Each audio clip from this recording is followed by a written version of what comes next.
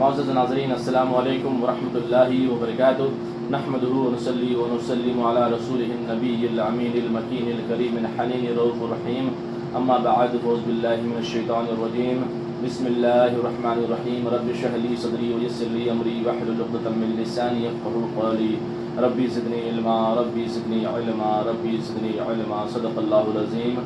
انشاءاللہ الرحمن آج سورہ انعام کا ترجمہ اور اس کی نہایت ہی مختصر تفسیر پیش کروں گا، سماعت کریں۔ سورہ انعام مکی ہے اور ہجرت سے پہلے اس کا نزول ہوا، اور قرآن کریم کی ترتیب کے اعتبار سے اس کا نمبر 6 ہے، اور نزول کے اعتبار سے اس کا نمبر 55 ہے۔ اس میں 20 رکوع ہیں اور 165 آیات ہیں، لیکن ایک قول کے مطابق 166 آیات ہیں۔ بہت سارے محدثین و مفکرین و محدثین نے 165 آیت قرار دیا ہے، اور بہت سارے محدثین نے مفکرین نے 166 آیتیں قرار دیا ہے۔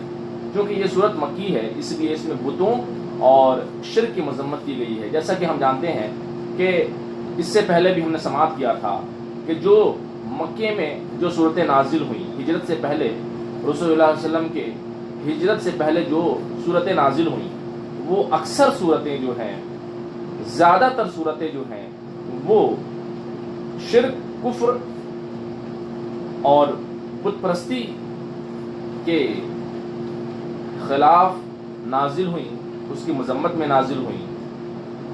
بتوں کی پوجا اور شرک کرنے کو اسلام نے سب سے بڑا گناہ اور گناہ عظیم اور ظلم عظیم قرار دیا ہے۔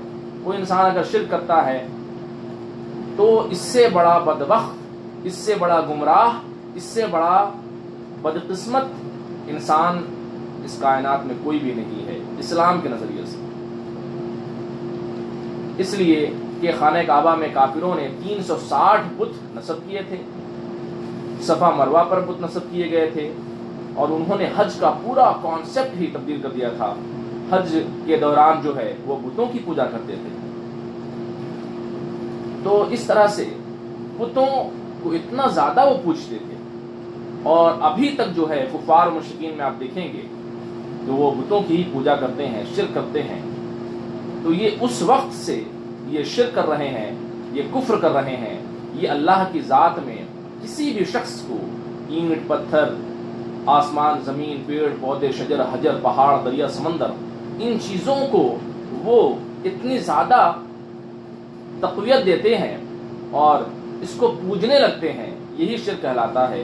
اللہ کی ذات اور اللہ کی صفات میں کسی کو شریک کرنا یہ شرک ہے، اور یہ سب سے بڑا گناہ عظیم ہے، ظلم عظیم ہے، اور یہ سب سے بڑا کفر ہے۔ اللہ تبارک و تعالیٰ سے ہم دعا کریں گے، اے اللہ ہمیں شرک، کفر، منافقت سے اللہ تبارک و تعالیٰ ہمیں اور ہمارے آنے والی ساری نسل کو، اور ہم یہی دعا کریں گے، اے باری تعالیٰ جتنے بھی مسلمان ہیں سب کو شرک سے بچا لے، اور جو شرک کر رہے ہیں اللہ انہیں ہدایت دے۔ سورہ انعام کا آغاز کرتے ہیں، بسم اللہ الرحمن الرحیم، اللہ کے نام سے شروع جو بڑا مہربان اور نہایت رحم والا ہے۔ سورہ انعام کی پہلی آیات کا ترجمہ۔ تمام خوبیاں اس اللہ کے لیے ہیں جس نے آسمان اور زمین کو پیدا کیا، اور جس نے اندھیروں کو اور روشنی کو پیدا فرمایا۔ پھر کافر لوگ اپنے رب کے ساتھ سرکشی کرتے ہیں، وہ اپنے رب کے ساتھ شرک کرتے ہیں اور مخلوق کو شریک ٹھہراتے ہیں۔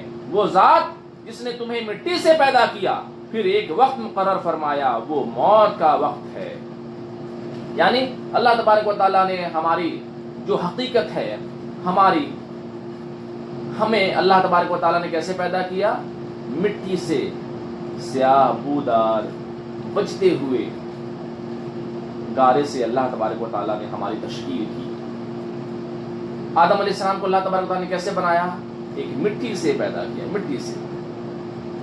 تو یہ ہماری حقیقت ہے، اور اس کے بعد ہم پیدا ہوتے رہے اب اللہ تبارک و تعالیٰ نے انسان کی حقیقت کو واضح کیا ہے کہ دیکھو تمہاری حقیقت کیا ہے،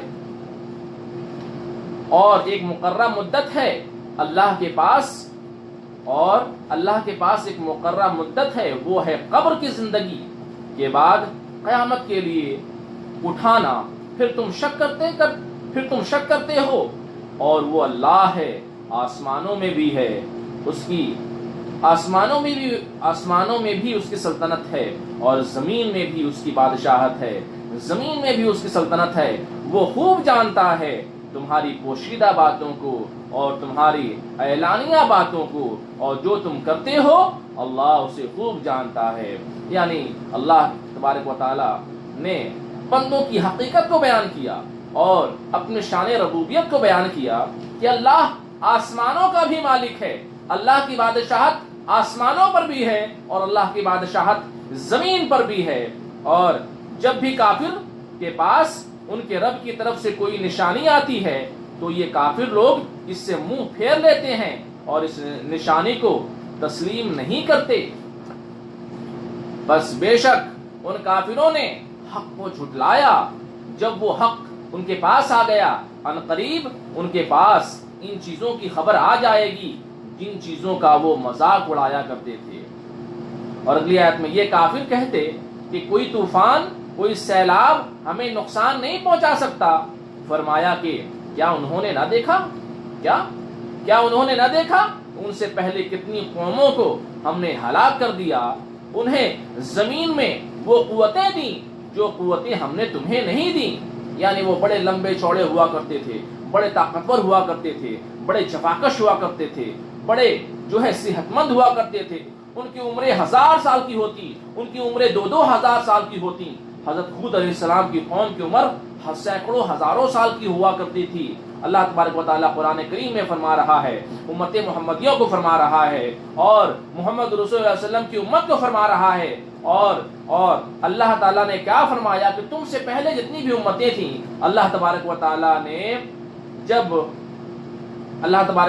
نے ان کو عذاب میں گرفتار کر لیا۔ کب؟ جب انہوں نے شرک کیا، جب انہوں نے کفر کیا، جب انہوں نے اللہ کو جھٹلایا، جب انہوں نے رسولوں کو جھٹلایا، جب انہوں نے انبیاء کی باتوں کو جھٹلایا، تو اللہ نے کیا کیا؟ انہیں پکڑ لیا۔ اللہ تبارک تعالیٰ وہی فرما رہا ہے کہ فرمایا کہ انہوں نے نہ دیکھا کہ ان سے پہلے کتنی قوموں کو ہم نے ہلاک کیا، انہیں زمین میں وہ قوتیں دیں۔ بڑے بڑے بادشاہ ہوا کرتے تھے، 1 کلومیٹر 2 کلومیٹر، چونکہ لوگ کم تھے، آبادی نہیں تھی، بڑی لمبی لمبی زمینیں، انگور کے باغات، کیلے، سیب، انار، اور جتنی بھی کھانے کی جو چیزیں ہیں، فروٹس، تمام چیزیں دستیاب ہیں، چاول، دال، مکئی، یعنی اتنی چیزیں تھیں ان کے پاس کہ کوئی حساب نہیں کر سکتا۔ بے پناہ دولتیں تھیں، بے پناہ طاقتیں تھیں، بے پناہ قوتیں تھیں، مگر جب انہوں نے اللہ کی نافرمانی کی، جب انہوں نے بے حیائی کی، جب انہوں نے اسلام اور شریعت کے خلاف کام کیا، اللہ نے انہیں پکڑ لیا اور انہوں نے اس زمین میں غرق کر دیا۔ اللہ تبارک و تعالیٰ نے انہیں نیست و نابود کر دیا، ان کا وجود ہی ختم کر دیا، ہے نا۔ پھر وہ پہاڑی زندگی گزارتے، پہاڑوں میں گھر بناتے کہ بارش، زلزلہ کچھ بھی نقصان نہ پہنچا سکے، لیکن ہم نے انہیں بھی ہلاک کر دیا۔ بہت ساری قومیں آئیں۔ ایک قوم، وہ اللہ تبارک و تعالیٰ نے ہوا کے ذریعہ جو ہے وہ آندھی آئی، تیز طوفان آیا، زلزلہ آیا، اور کیا ہوا؟ وہ لوگ تباہ ہو گئے۔ ایک قوم ایسی آئی کہ اللہ تبارک و تعالیٰ نے بارش کو نازل کیا، بے انتہا بارش ہوئی۔ قوم نوح پر اتنی بارش ہوئی کہ سب لوگ اس پانی میں غرق ہو گئے۔ قوم ہود پہ، قوم سمود پہ، قوم عاد پہ، اس کے بعد جو ہے صالح علیہ السلام کی قوم پہ، تمام قوموں پہ اللہ تبارک و تعالیٰ کے عذاب آئے۔ تو کچھ ایسے بھی تھے قوم ہود کے لوگ، اور بہت ساری ایسی قوم کے لوگ تھے جو پہاڑوں میں گھر بناتے، اس لیے کہ ہم پہاڑوں میں گھر بنائیں گے، بڑے مضبوط مضبوط ہم پہاڑوں کو تراش کے گھر بنائیں گے، مگر اللہ نے اپنی قدرت سے ان کے دل بند کر دیے، وہ غرق ہو گئے۔ اگلی آیت میں ہم نے ان پر آسمان سے ان پر موسلا دھار بارشیں نازل کی، چاروں طرف ہریالی، پھل، اناج، کسی بھی چیز کی کمی نہ تھی، یعنی ان کو ہر طرح سے اللہ تبارک و تعالیٰ نے نعمتیں بخشیں، دنیا کی تمام تر نعمتیں دی۔ اور اگلی آیت میں اور ہم نے نہریں جاری کی جو ان کے نیچے سے رواں ہوتی، بس ہم نے ان کے گناہوں کی وجہ سے ہلاک کر دیا، اور ہم نے ان کے بعد دوسری قوم کو پیدا فرمایا، وہ قوم فنا ہو گئی۔ اور اگر ہم آپ پر کوئی کتاب کاغذوں میں نازل کرتے، بس اس کتاب کو اپنے ہاتھوں سے چھوتے اور آنکھوں سے دیکھ رہے ہوتے، اس وقت بھی ضرور یہ کافر کہتے یہ تو کھلا جادو ہے، یہ تو کھلا جادو ہے۔ یعنی اتنی ساری نشانیاں دکھائی گئیں کہ آسمان سے، زمین سے، آسمان میں جو ہے وہ چاند کے 2 حصے ہو گئے، معجزہ دکھلائیے۔ رسول صلی اللہ علیہ وسلم نے معجزہ دکھلایا، پھر اللہ تبارک و تعالی نے جو ہے وہ بہت ساری مثالیں اللہ تبارک و تعالی قرآن کریم میں فرمائی کہ ہم نے تمہارے لیے بارش کو برسایا، ہم نے تمہارے لیے سمندر، دریا، پیڑ پودے، پہاڑ، دریا، سمندر، اچھے اچھے کھانے، اور اس طرح سے زندگی گزارنے کے لیے بہترین طرح سے تمہارے لیے انعامات عطا فرمائے۔ یہ ساری اللہ کی نشانیاں ہیں، مگر وہ بار بار اور پہ اور نشانیاں تلاش کرتے کرتے کیا ہو گئے؟ وہ گمراہ ہو گئے، وہ کفر کرنے لگے، وہ شرک کر بیٹھے۔ اور ان پر یعنی حضور پر کوئی فرشتہ نازل کیوں نہیں کیا گیا؟ یہ کفار و مشرکین کا سوال تھا۔ اور اگر ہم فرشتے کو نازل فرماتے اور پھر یہ نہ مانتے تو معاملہ ختم ہو جاتا اور یہ تباہ ہو جاتے، اور پھر انہیں مہلت نہ دی جاتی، یعنی ابھی مہلت ہے، وہ سمجھ لیں اور توبہ کر لیں۔ اگر انہوں نے جو ہے وہ فرشتوں کی طلب کی، اللہ تبارک و تعالیٰ ہر چیز پر قادر ہے، وہ اگر جیسے فرشتہ اللہ تبارک و تعالیٰ ان کے سامنے عیاں کر دے، اس کے باوجود بھی وہ ایمان نہیں لائیں گے تو کیا ہوگا؟ اللہ کا غضب اور اللہ کا قہر ان پہ نازل ہوگا اور وہ غرق کر دیے جائیں گے۔ اللہ قرآن کریم میں ارشاد فرما رہا ہے۔ پھر اگلی آیت میں اللہ ارشاد فرماتا ہے، اور اگر کوئی فرشتہ آ کر انہیں بتاتا یہ اللہ کے سچے نبی ہیں، تو فرشتہ تو نور سے بنا ہے اور فرشتہ عام لوگوں کو نظر نہیں آتا، تو وہ یہ اس نور کو کیسے دیکھتے؟ اور وہ فرشتہ بشری لباس میں آتا تو انہیں نظر نہیں آتا، ورنہ نظر آنا تھا، اور جب وہ بشری لباس میں ہوتا تو بھی یہ کہتے یہ تو فرشتہ نہیں ہے۔ اللہ تبارک و تعالیٰ نے ہر چیز کو قرآن کریم میں کھول کھول کر بیان کیا کہ اب جو ہے تمہارے پاس کوئی بھی ایکسکیوزز نہیں بچتا، تمہارے پاس جو سوالات ہیں ہر چیز کے جواب اللہ تبارک و تعالیٰ نے قرآن کریم میں عطا فرمائے ہیں۔ اور اگر ہم ان پر فرشتوں کو نازل کرتے تو ہم اسے مرد بناتے، ضرور شک میں مبتلا رہتے تو ان پر وہی شک باقی رہتا جو شک میں ابھی مبتلا ہے، اور بے شک آپ سے پہلے رسولوں سے مذاق کیا گیا، ان کی بے ادبی کی گئی، تو جو وہ مذاق اڑاتے تھے تو اسی مذاق نے مذاق اڑانے والوں کو تباہ کر دیا۔ اگلی آیت میں اے محبوب آپ فرمائیے زمین میں گھومو پھرو، یعنی یہ تفریح کے لیے نہیں بلکہ عبرت کے لیے گھومو، اور اپنی نگاہ کو عبرت بناؤ، پھر دیکھو جھٹلانے والوں کا انجام کیسا برا ہوا۔ اور اگلی آیت میں محبوب آپ فرمائیے جو کچھ آسمانوں میں ہے اور جو کچھ زمین میں ہے وہ کس کا ہے؟ آپ ہی فرمائیے کہ وہ اللہ ہی کا ہے، وہ خالق کائنات کا ہے، وہ مالک و مولا کا ہے، وہ باری تعالی، وہ ستار، وہ کریم و رحیم اللہ رب العالمین کا ہے۔ ہم نے اپنے ذمہ کرم پر رحمت کو لکھ دیا، وہ غضب بھی فرماتا ہے، وہ قہر بھی فرماتا ہے، مگر اس کی رحمت اس کے غضب پر حاوی ہے، یہ اس کی رحمت ہے، یہ اس کی مشیت ہے، اور ضرور بضرور وہ اللہ تمہیں قیامت کے دن جمع فرمائے گا۔ اس قیامت کے دن کے آنے میں کوئی شک نہیں، وہ لوگ جنہوں نے اپنی جانوں کو نقصان میں ڈالا، بس وہ ایمان نہیں لاتے۔ یعنی جس کو خود اپنی جان کو تباہ کرنا ہو وہی ایمان نہیں لاتا۔ اور اگلی آیت میں ہے اللہ ہی کے لیے جو کچھ موجود ہے رات میں اور دن میں وہی سننے والا علم والا ہے۔ اور اگلی آیت میں اے محبوب آپ فرمائیے کیا میں اللہ کو چھوڑ کر اللہ کے مقابلے میں کسی کو اپنا دوست بنا لوں؟ وہی رب آسمان و زمین کو پیدا کرنے والا ہے، سب کو وہی روزی دیتا ہے اور وہ کسی سے روزی نہیں مانگتا، وہی کھلاتا ہے اور اسے نہیں کھلایا جاتا۔ اور اگلی آیت میں ہے اے محبوب آپ فرمائیے مجھے اس بات کا حکم دیا گیا کہ میں سب سے پہلے اللہ کی بارگاہ میں اپنی گردن کو جھکا دوں، اور مجھے اس بات کا حکم دیا گیا کہ تم مشرکوں میں سے نہ ہونا۔ اور اگلی آیت میں اے محبوب آپ فرمائیے بے شک میں خوف کرتا ہوں اگر میں اپنے رب کی نافرمانی کروں تو مجھے اس بات کا خوف ہے، اس عظیم قیامت کے دن کے عذاب کا مجھے خوف ہے۔ تو سمجھانا مقصود یہ ہے کہ تمہیں اللہ کے عذاب سے خوف کیوں نہیں ہے؟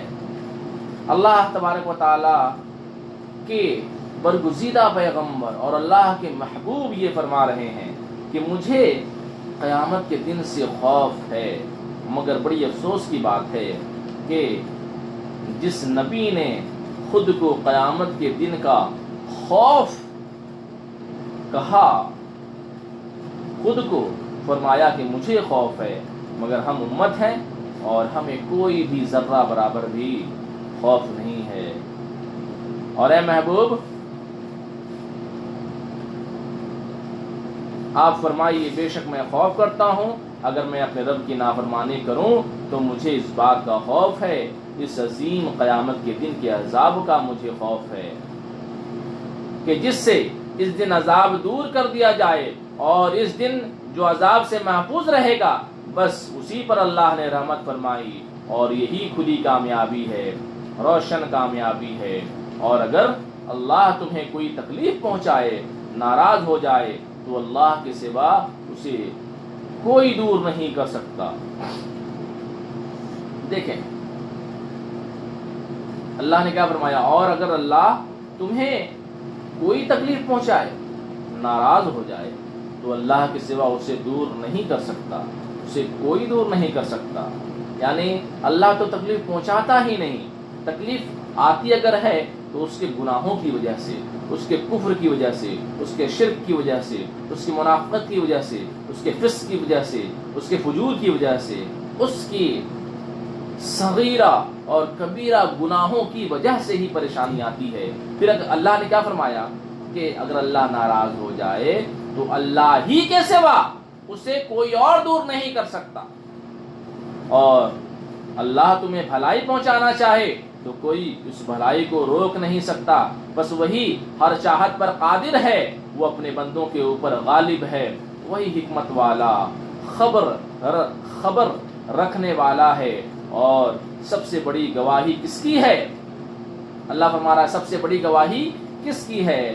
آپ فرمائیے سب سے بڑی گواہی اللہ کی ہے، اللہ گواہ ہے میرے اور تمہارے درمیان۔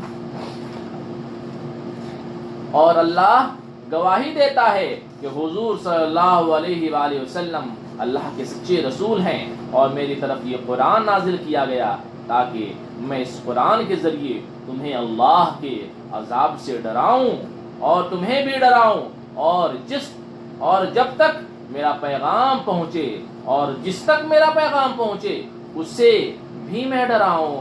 کیا تم گواہی دیتے ہو؟ بے شک اللہ کے ساتھ دوسرے معبود بھی ہیں۔ اے مشرکوں، اے شرک کرنے والوں، اے کافروں، اے فاسق فاجروں، کیا تم گواہی دیتے ہو؟ بے شک اللہ کے ساتھ دوسرے معبود بھی ہیں جن کی پوجا کی جائے، کوئی خدا اور بھی ہو سکتا ہے، تم اس بات کی گواہی دیتے ہو؟ ان مشرکوں سے فرمایا، کفار مکہ سے فرمایا۔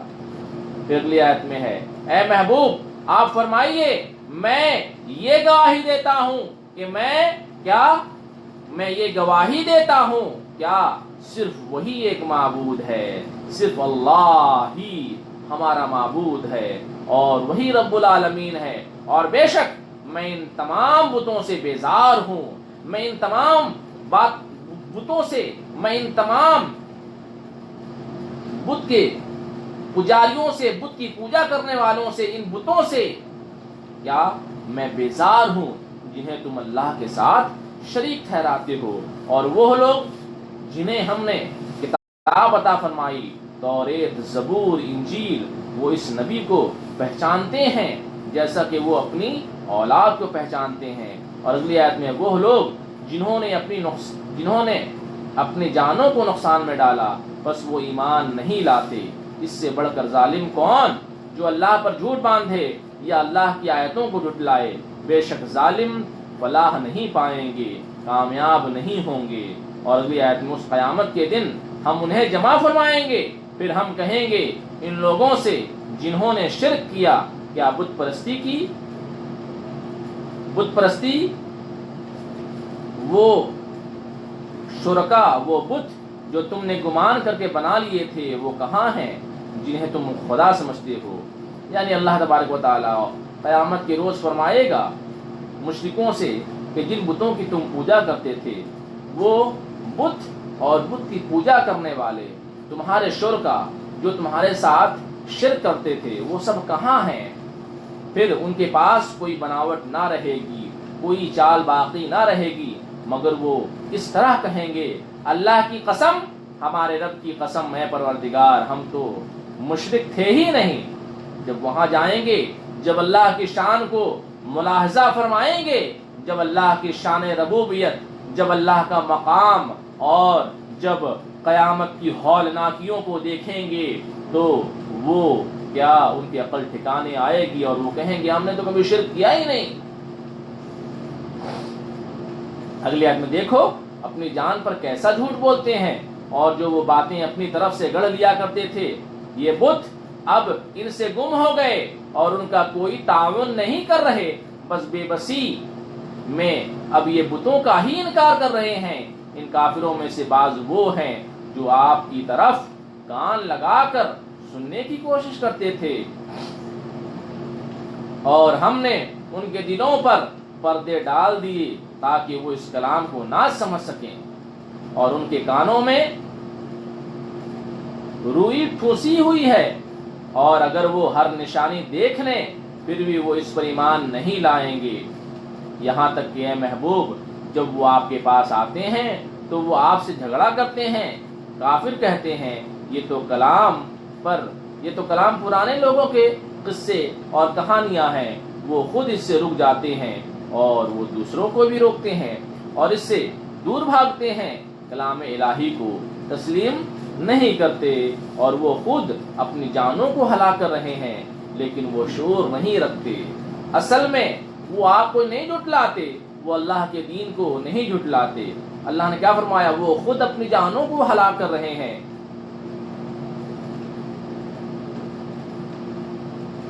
لیکن وہ شعور نہیں رکھتے۔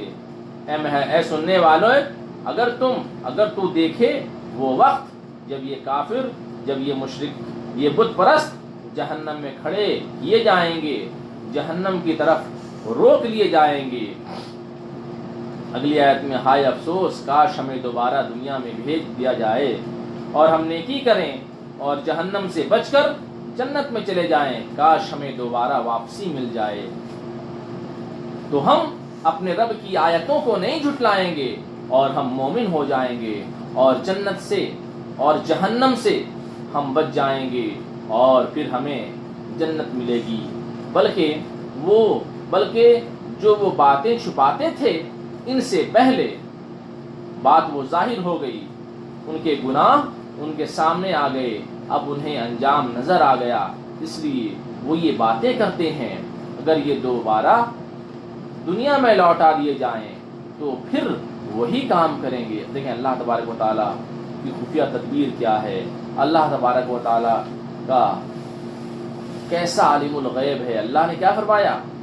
اگر انہیں دنیا میں پھر بھیج دیا جائے تو پھر وہی یہ گناہ، کفر اور فسق و فجور کریں گے، اور اگر یہ دوبارہ دنیا میں لوٹا دیے جائیں تو پھر وہی کام کریں گے جس سے انہیں منع کیا گیا، اور بے شک وہ ضرور جھوٹے ہیں۔ وہ بولے ہماری تو یہی دنیا کی زندگی ہے اور ہم قیامت کے دن نہیں اٹھیں گے۔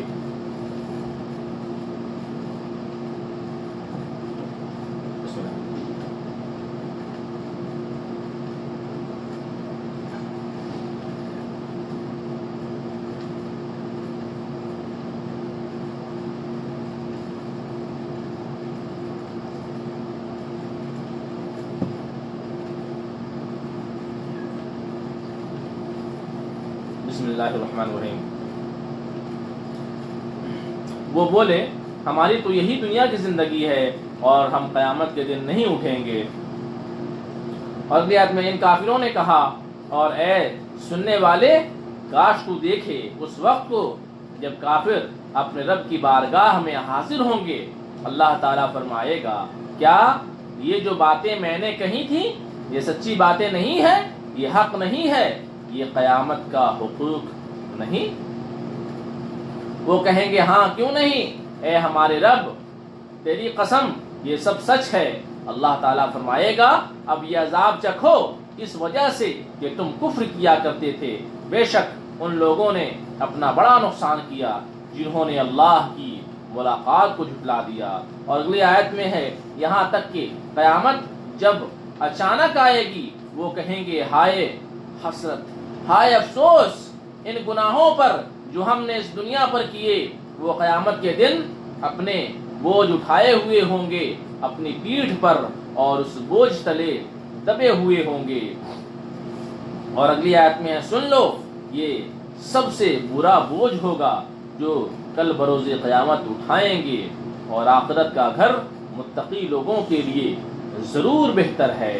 اور اگلی آیت میں ہے بے شک جو وہ باتیں کہتے ہیں کافر اس سے آپ رنجیدہ ہوتے ہیں۔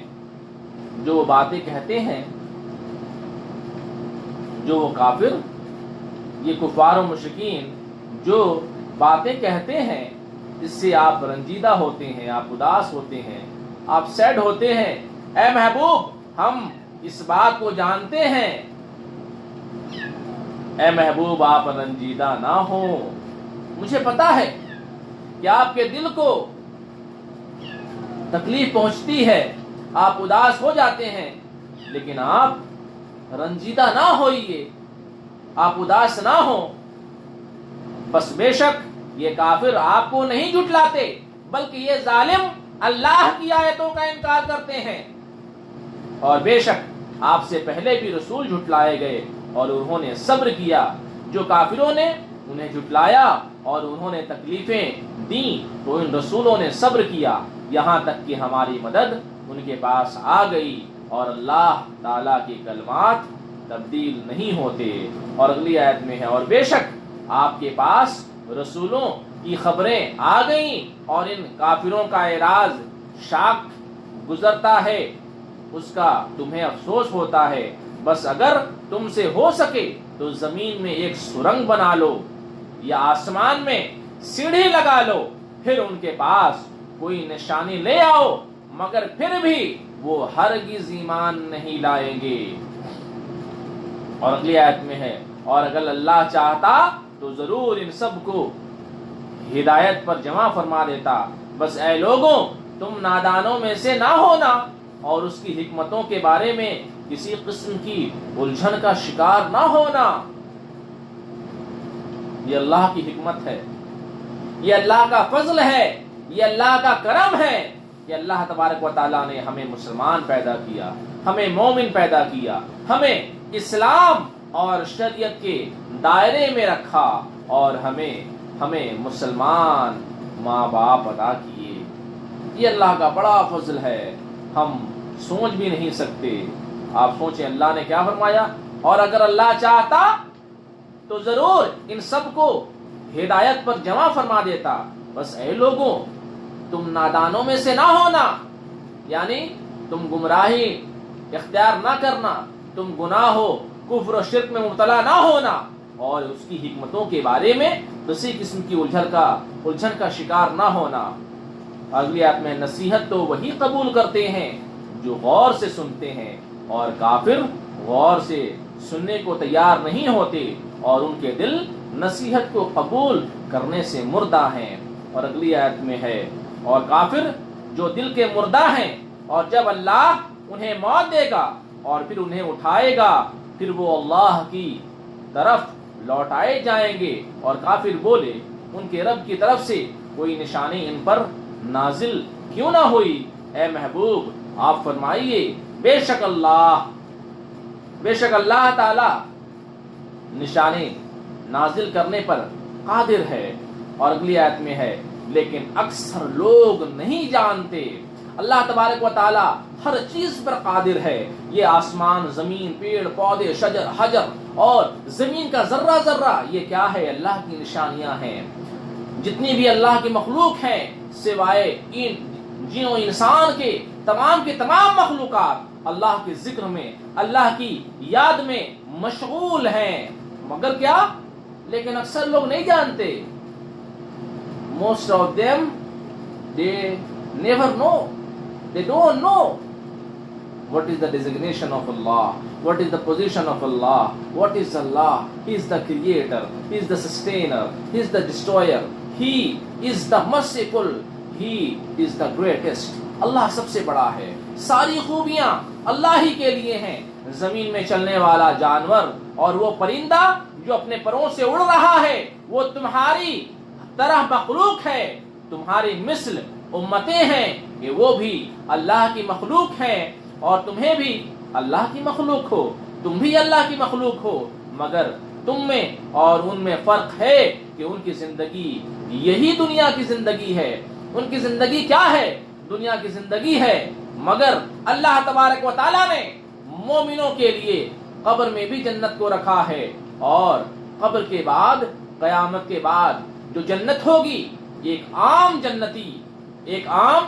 جنتی کے قبر میں جو ایک درخت ہوگا، ایک درخت کا جو سایہ ہوگا، اس سائے پہ مفسرین فرماتے ہیں کہ گھوڑ سوار تیز دوڑنے والا گھوڑا اگر 100 سال تک دوڑتا رہے تو جنت کے ایک عام جنتی کے درخت، باغیچے کے درخت کے سائے کو 100 سال تک وہ دوڑتا رہے گا، تب وہ جا کر اس کو سیر کرے گا. آپ سوچیں کہ جنت کتنی بڑی ہوگی. جنت کے ایک درخت کا سائز یہ ہے. اللہ تبارک و تعالیٰ کی شان ربوبیت کو ہم سوچ بھی نہیں سکتے. ہمارا ذہن وہ مغلق ہو جائے گا، ہمارا ذہن بند ہو جائے گا. اور اگلی آیت میں زمین میں چلنے والے جانور اور وہ پرندے جو اپنے پروں سے اڑتے ہیں تمہاری طرح وہ بھی مخلوق ہیں. ہم نے اس کتاب میں کسی چیز کو باقی نہ رکھا اور پھر اپنے رب کی طرف وہ لوٹائے جائیں گے، جمع کیے جائیں گے. وہ لوگ جنہوں نے ہماری آیتوں کو جھٹلایا، بہرے ہیں اور گونگے ہیں، اندھیرے میں ہیں، اور جسے وہ چاہتا ہے وہ سیدھے راستے پر کر دیتا ہے. اے اللہ ہمیں سیدھے راستے کی چلنے کی طرف توفیق عطا فرما، ہمیں صراط مستقیم پر چلنے کی توفیق عطا فرما. دیکھیں اللہ نے کیا فرمایا، اور جسے وہ چاہتا ہے وہ سیدھے راستے پر کر دیتا ہے. سوچیں یہ اللہ کی حکمت ہے اور یہ اللہ کا فضل و کرم ہے کہ اللہ جسے چاہتا ہے اسے سیدھا راستہ اختیار کر دیتا ہے. ہمیں اللہ تبارک و تعالیٰ سے یہی دعائیں مانگنی چاہیے، اے اللہ ہمیں سیدھے راستے پر گامزن کر دے. اور اے محبوب آپ فرمائیے ذرا تم بتاؤ اگر تم پر اللہ کا عذاب آ جائے یا تم پر قیامت آ جائے، کیا اللہ کو چھوڑ کر بتوں کی پوجا اس وقت کرو گے؟ اگر تم سچے ہو بلکہ تم اللہ ہی کو یاد کرو گے، پھر اگر وہ چاہے گا تو تمہاری مشکل کو، جس مشکل میں تم اللہ کو یاد کر رہے ہو، وہ دور کر دے گا اور تم ان بتوں کو بھول جاؤ گے جنہیں تم اللہ کے ساتھ شریک ٹھہراتے ہو. اور اگلی آیت میں اور بے شک ہم نے تم سے پہلے امتوں پر رسول بھیجے، نبی بھیجے، انہوں نے نیکی کی دعوت دی اور جب انہوں نے شرک اور کفر سے توبہ نہ کی تو ہم نے انہیں سختی اور مشکل میں پکڑ لیا، یعنی ان پر مشکلات آئیں، مصائب آئیں، مصیبتیں آئیں.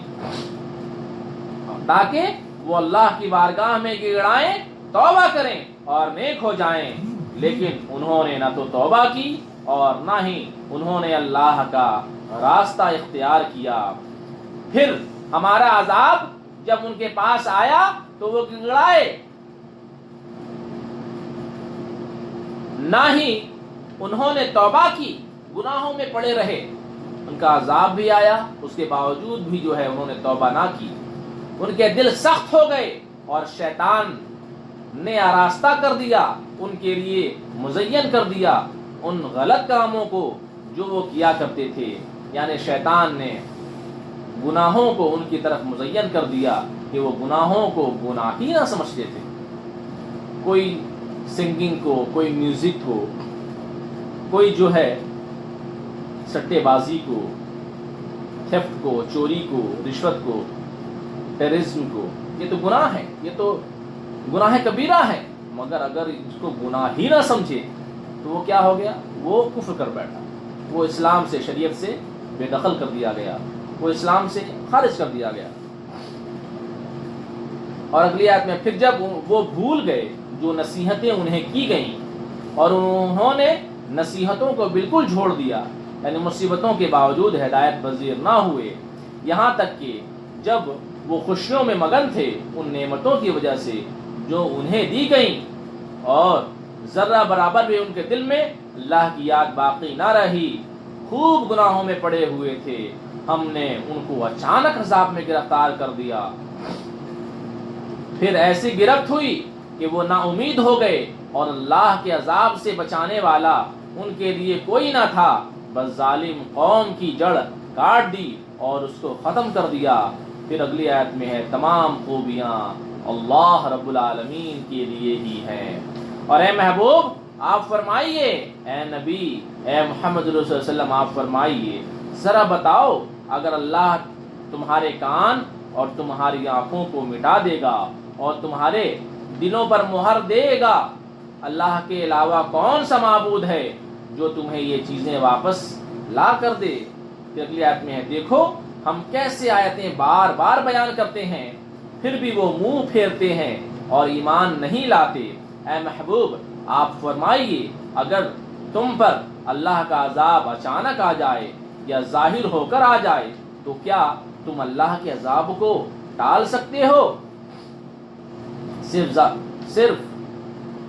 صرف ظالم قوم، گناہگار قوم ہی ہلاک ہوگی۔ ہم نے رسولوں کو صرف خوشخبری دینے کے لیے اور اللہ کے عذاب سے ڈرانے کے لیے بھیجا ہے۔ بس جو کوئی ایمان لے آئے اور اپنی اصلاح کر لے، نہ ان پر کوئی خوف ہوگا اور نہ وہ غمگین ہوں گے۔ اور اگلی آیت میں وہ لوگ جنہوں نے ہماری آیتوں کو جھٹلایا انہیں عذاب پہنچے گا اس وجہ سے کہ وہ نافرمانی اور گناہ کیا کرتے تھے۔ اور اگلی آیت میں اے محبوب آپ فرمائیے میں نے تم سے نہیں کہا تھا کہ میرے پاس اللہ کے خزانے ہیں اور اللہ نہ چاہے تب بھی میں دوسروں کو دے دوں؟ میں نے نبوت کا دعویٰ کیا ہے، بادشاہت ہونے کا دعویٰ نہیں کیا، اور نہ میں نے یہ کہا میں خود ہی غیب جان لیتا ہوں اللہ کی عطا کے بغیر، اور نہ ہی میں نے تم سے کہا بے شک میں فرشتہ ہوں۔ یعنی جو بھی چیزیں اللہ نے مجھے عطا فرمائی ہیں میں اللہ کے اذن سے جانتا ہوں، جو علم میرے پاس ہے وہ اللہ کے اذن سے ہے، جو بھی ہمارے پاس علم ہے وہ اللہ کی عطا سے ہمارے پاس علم ہے۔ میں اسی کی پیروی کرتا ہوں جو میری طرف وحی کی جاتی ہے۔ آپ فرمائیے کیا اندھا اور دیکھنے والا دونوں برابر ہو سکتے ہیں؟ کیا تم غور و فکر نہیں کرتے؟ اے محبوب آپ ڈرائیے اس قرآن کے ذریعہ ان لوگوں کو جو اس بات کا خوف رکھتے ہیں، اس بات کی سمجھ رکھتے ہیں کہ وہ اپنے رب کی بارگاہ میں جمع کیے جائیں گے۔ اس وقت اللہ کے مقابلے میں ان کے لیے نہ کوئی دوست ہوگا اور نہ کوئی سفارش کرنے والا ہوگا۔ انہیں ڈرائیے تاکہ وہ ڈریں اور تقوی اختیار کریں۔ اور اگلی آیت میں ہے اور تم ان لوگوں کو دور نہ کرو جو صبح و شام اپنے رب کی یاد کرتے ہیں، وہ اللہ کی رضا چاہتے ہیں اور اللہ کی خوشنودی چاہتے ہیں۔ ان کے حساب میں سے تم پر کوئی چیز نہیں اور تمہارے حساب میں سے ان پر کوئی چیز نہیں۔ پھر اگلی آیت میں ہے بس تم نے اگر انہیں اپنے آپ سے دور کر دیا تو تم حد سے بڑھنے والوں میں سے ہو جاؤ گے، اور اسی طرح ہم نے آزمایا بعض کو بعض پر، یعنی بعض کے ذریعے کسی کو غریب اور کسی کو امیر اللہ تبارک و تعالیٰ نے بنایا تاکہ وہ کہیں کہ وہی لوگ ہیں جو ہمارے درمیان میں سے ان پر فضل فرمایا ہے اور احسان فرمایا ہے۔ اگلی آیت میں ہے کیا اللہ شکر کرنے والوں کو خوب جاننے والا نہیں؟ یقیناً اللہ تبارک و تعالی بالکل ہر چیز سے باخبر ہے۔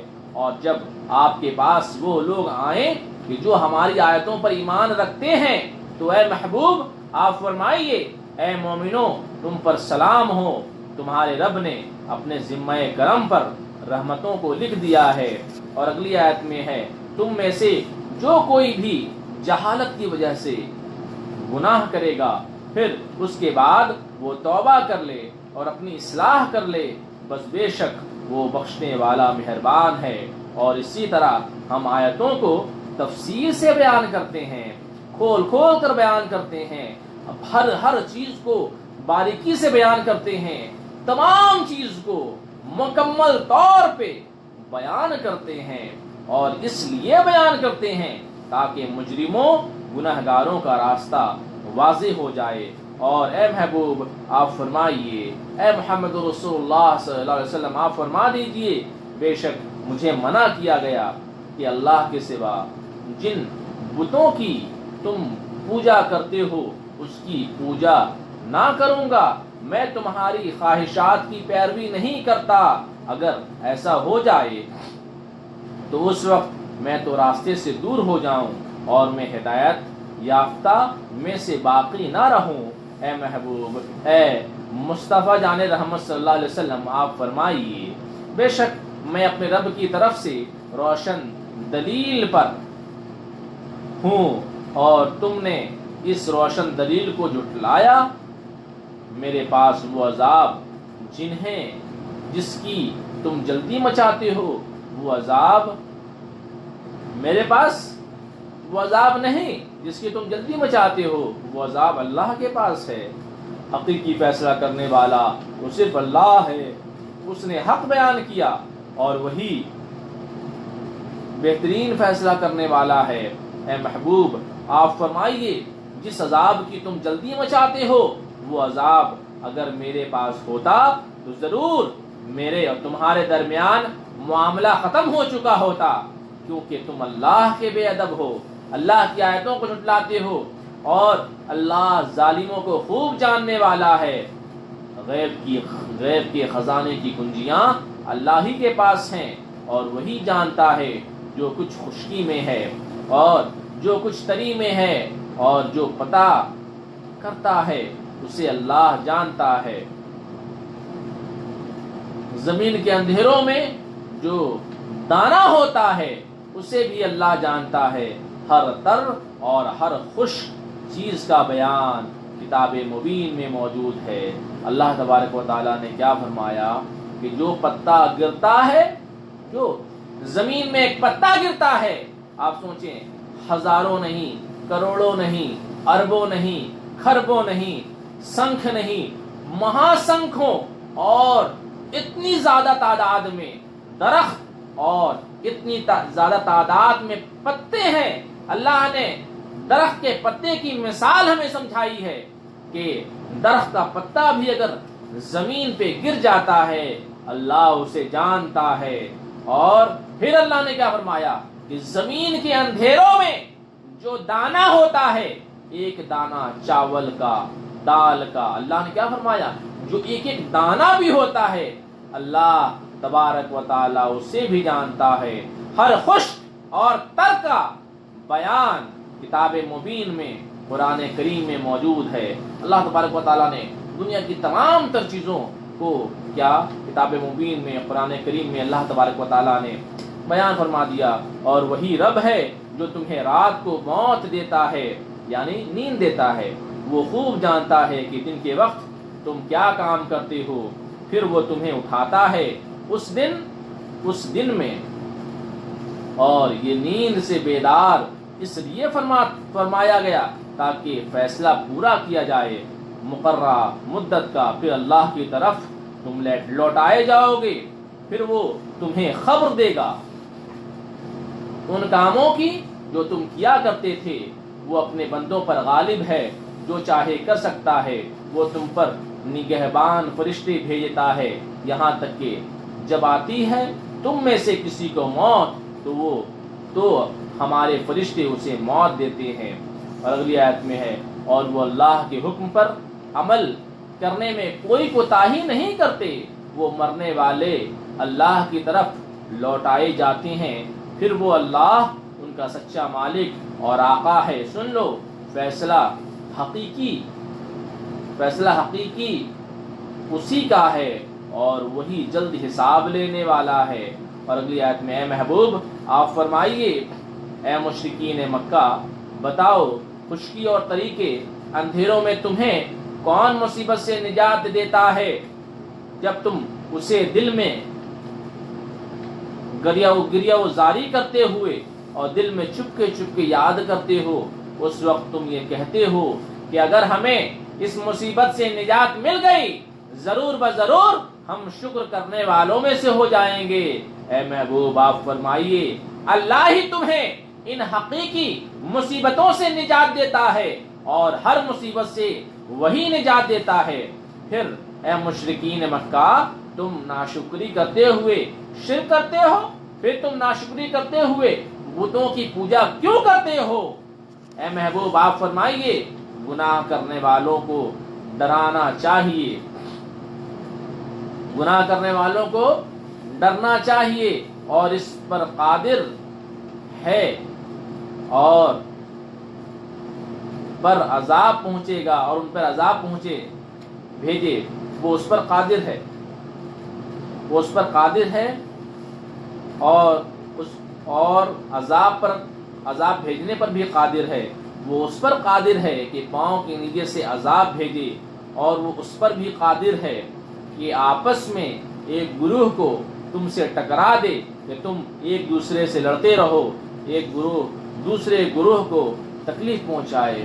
آپ سوچیں، دیکھو ہم کیسے آیتیں بار بار بیان کرتے ہیں تاکہ وہ سمجھیں، اور آپ کی قوم نے اس قرآن کو جھٹلایا حالانکہ یہ سچا کلام ہے۔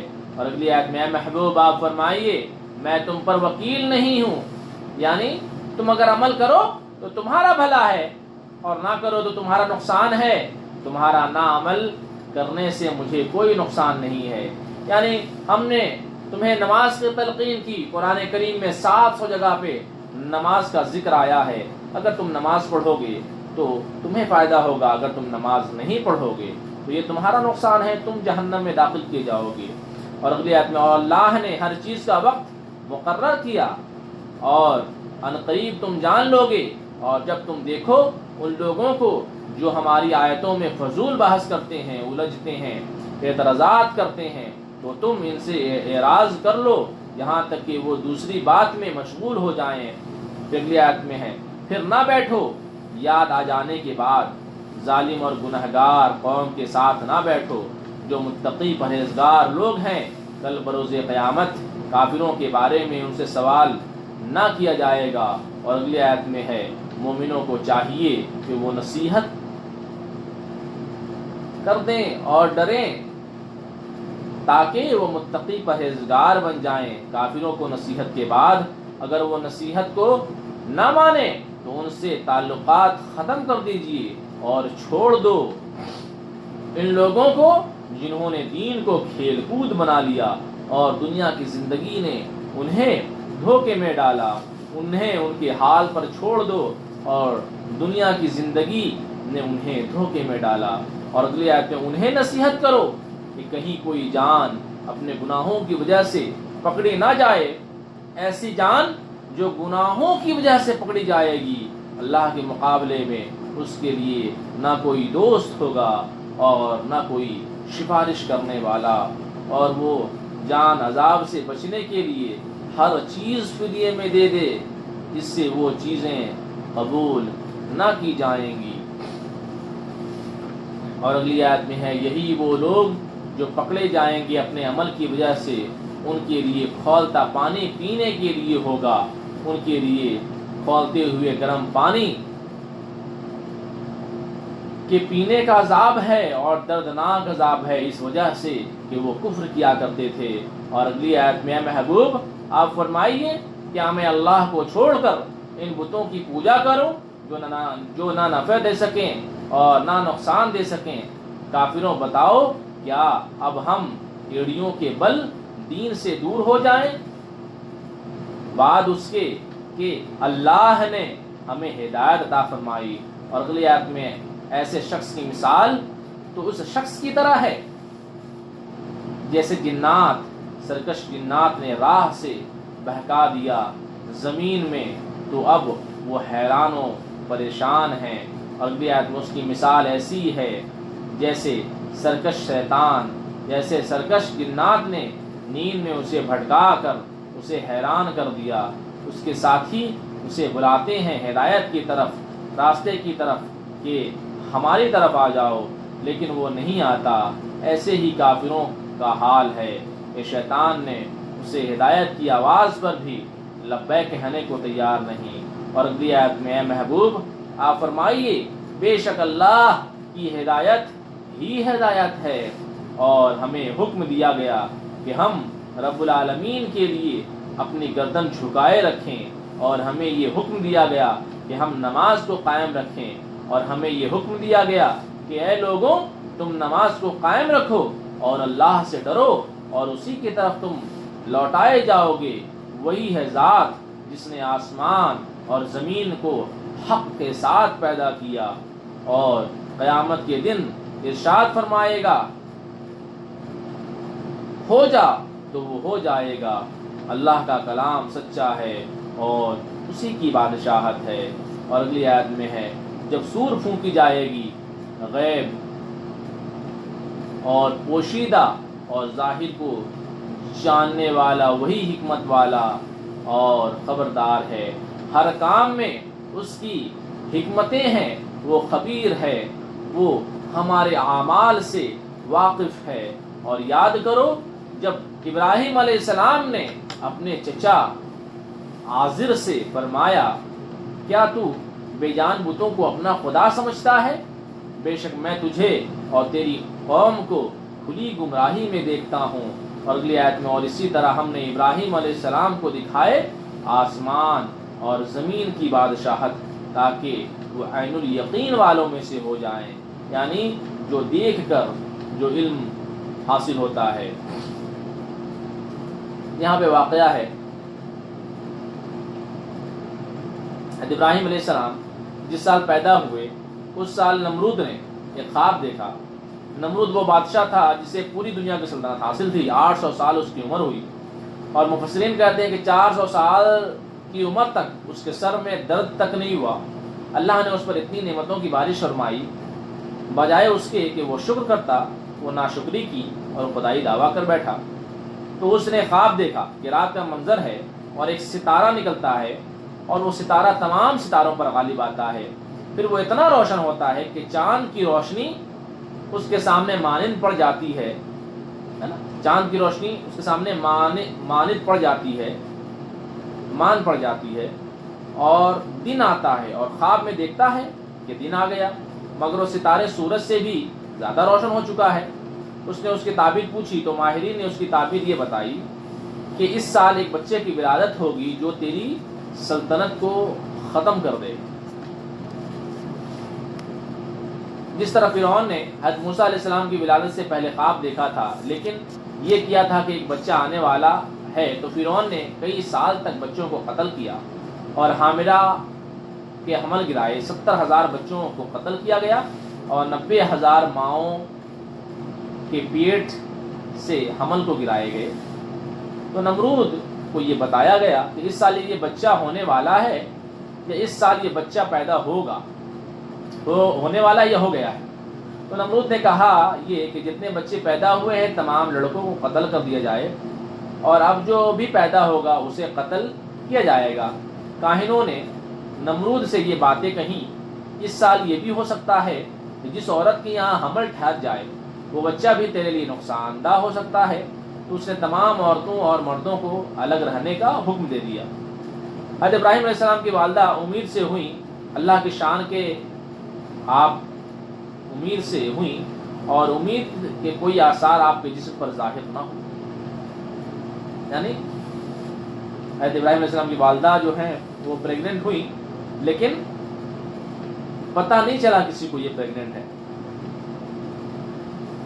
اور ان کے آثار جسم پہ ان کے آثار ظاہر نہ ہوئے۔ آپ کے والد محترم نے جو مسلمان اور مومن تھے، حضرت ابراہیم علیہ السلام کے والد نے شہر سے باہر ایک سرنگ کھودی اور اس سرنگ میں پہلے سے انتظام کیا، اور جب ولادت کا وقت آیا تو آپ کی والدہ وہاں تشریف لے گئی، اور ابراہیم علیہ السلام کی ولادت اس مقام پر ہوئی۔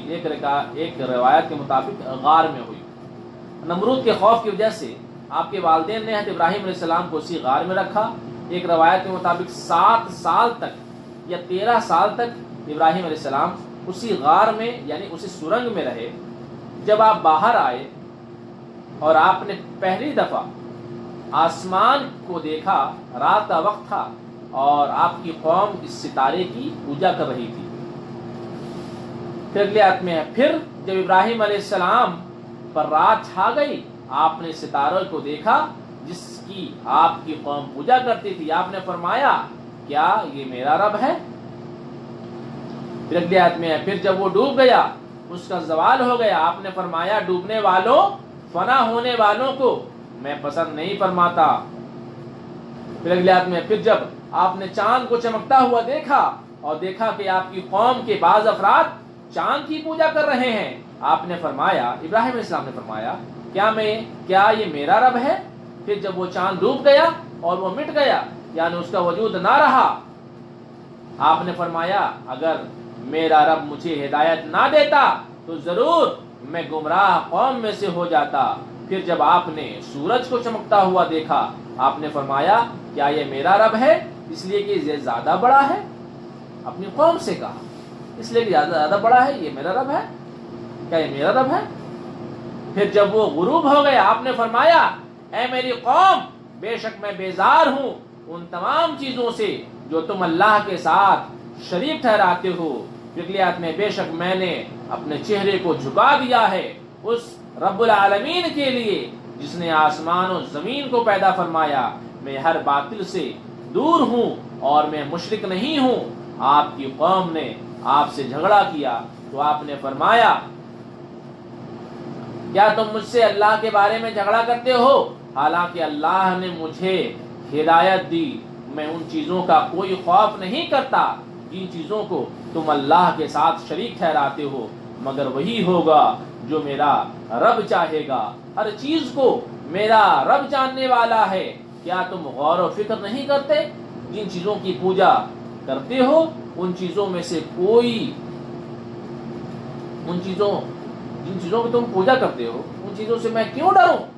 حالانکہ تم خوف نہیں کرتے کہ تم اللہ کے ساتھ ان چیزوں کو شریک کرتے ہو، ان چیزوں کو شریک ٹھہراتے ہو جن چیزوں کے بارے میں اللہ نے تم پر کوئی دلیل اور کوئی حکم نازل نہیں کیا۔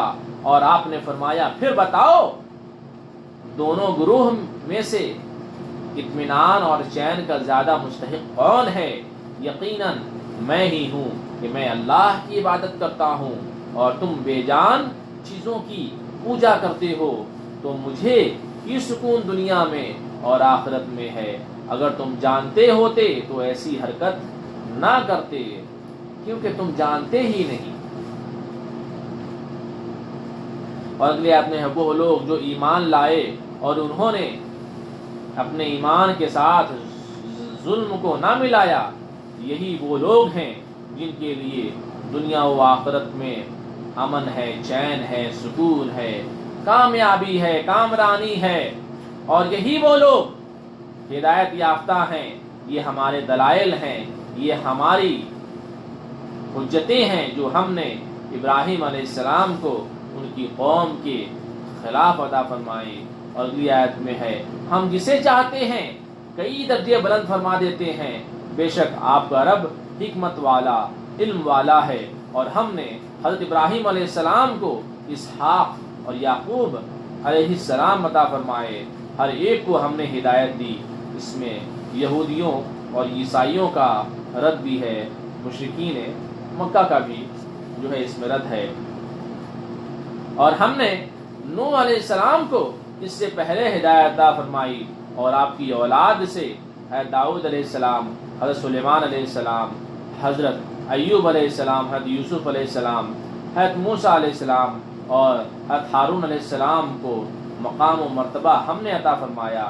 وہ سب کے سب اسلام کی دعوت دینے والے تھے، اور اسی طرح نیکی کرنے والوں کو ہم صلہ دیتے ہیں۔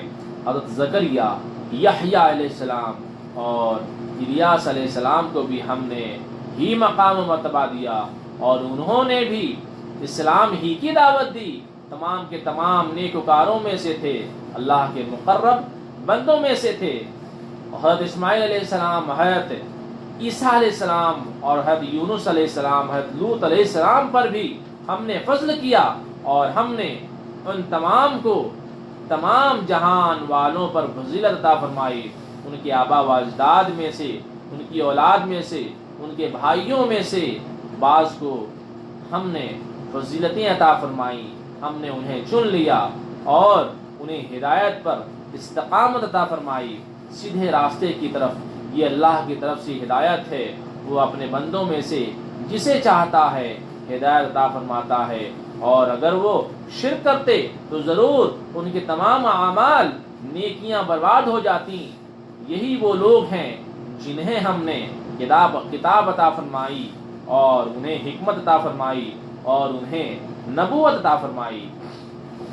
پھر اگلی آیت میں ہے بس اگر یہ کافر، یہ مشرکین مکہ ان باتوں کا انکار کرتے ہیں تو آپ رنجیدہ نہ ہو، بس بے شک ہم ایک ایسی قوم کو پیدا کریں گے جو آپ کا انکار نہیں کرے گی۔ اور اگلی آیت میں ہے یہی وہ لوگ ہیں جنہیں اللہ نے ہدایت عطا فرمائی، اور انبیاء ہدایت کے اس مقام پر فائز ہوئے کہ جو ان سے وابستہ ہو جائے وہ بھی ہدایت کا مینار بن جاتا ہے۔ اور اگلی آیت میں بس ان کی تعلیم کی پیروی کیجئے اے محبوب، آپ فرمائیے میں اس تبلیغ دین پر تم سے کوئی معاوضہ اور اجرت طلب نہیں کرتا، یہ تو صرف تمام جہان والوں کے لیے نصیحت ہے۔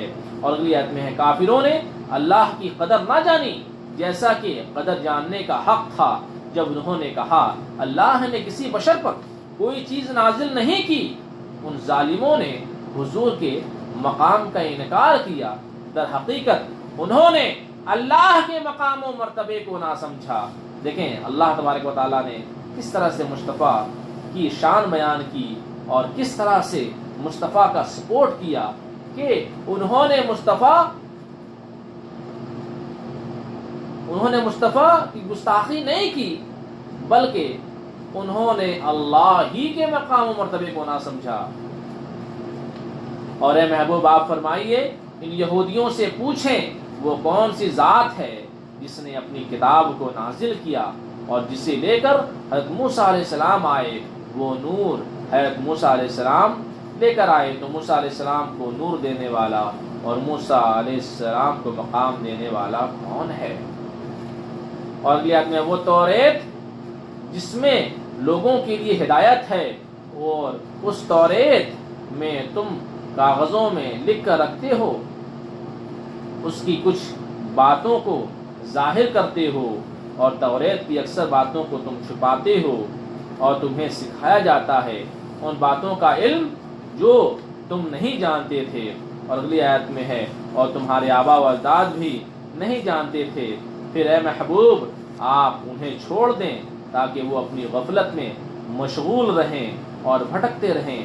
اور یہ کتاب قرآن کریم ہم نے نازل کی، بڑی برکت والی کتاب ہے، اور یہ قرآن بڑی برکت والی کتاب ہے، یہ کتاب بڑی برکت والی ہے، پچھلی کتابوں کی تصدیق کرنے والی ہے، یعنی توریت، زبور، انجیل کی یہ تصدیق کرتی ہے، اس کی صداقت کو بیان کرتی ہے، اس کی حقانیت کو بیان کرتی ہے، اس کی سچائی کو بیان کرتی ہے، اور یہ اس لیے نازل ہوئی تاکہ اے محبوب آپ ڈر سنائیں مکے کے رہنے والوں کو، اور جو اس کے ارد گرد رہتے ہیں ان کو بھی اللہ کا پیغام پہنچائیے، اور وہ لوگ آخرت پر ایمان رکھتے ہیں، وہ اس قرآن پر بھی یقین رکھتے ہیں، ایمان رکھتے ہیں، اور وہ اپنی نمازوں کی حفاظت کرتے ہیں، یعنی مومنین کا ذکر ہو رہا ہے۔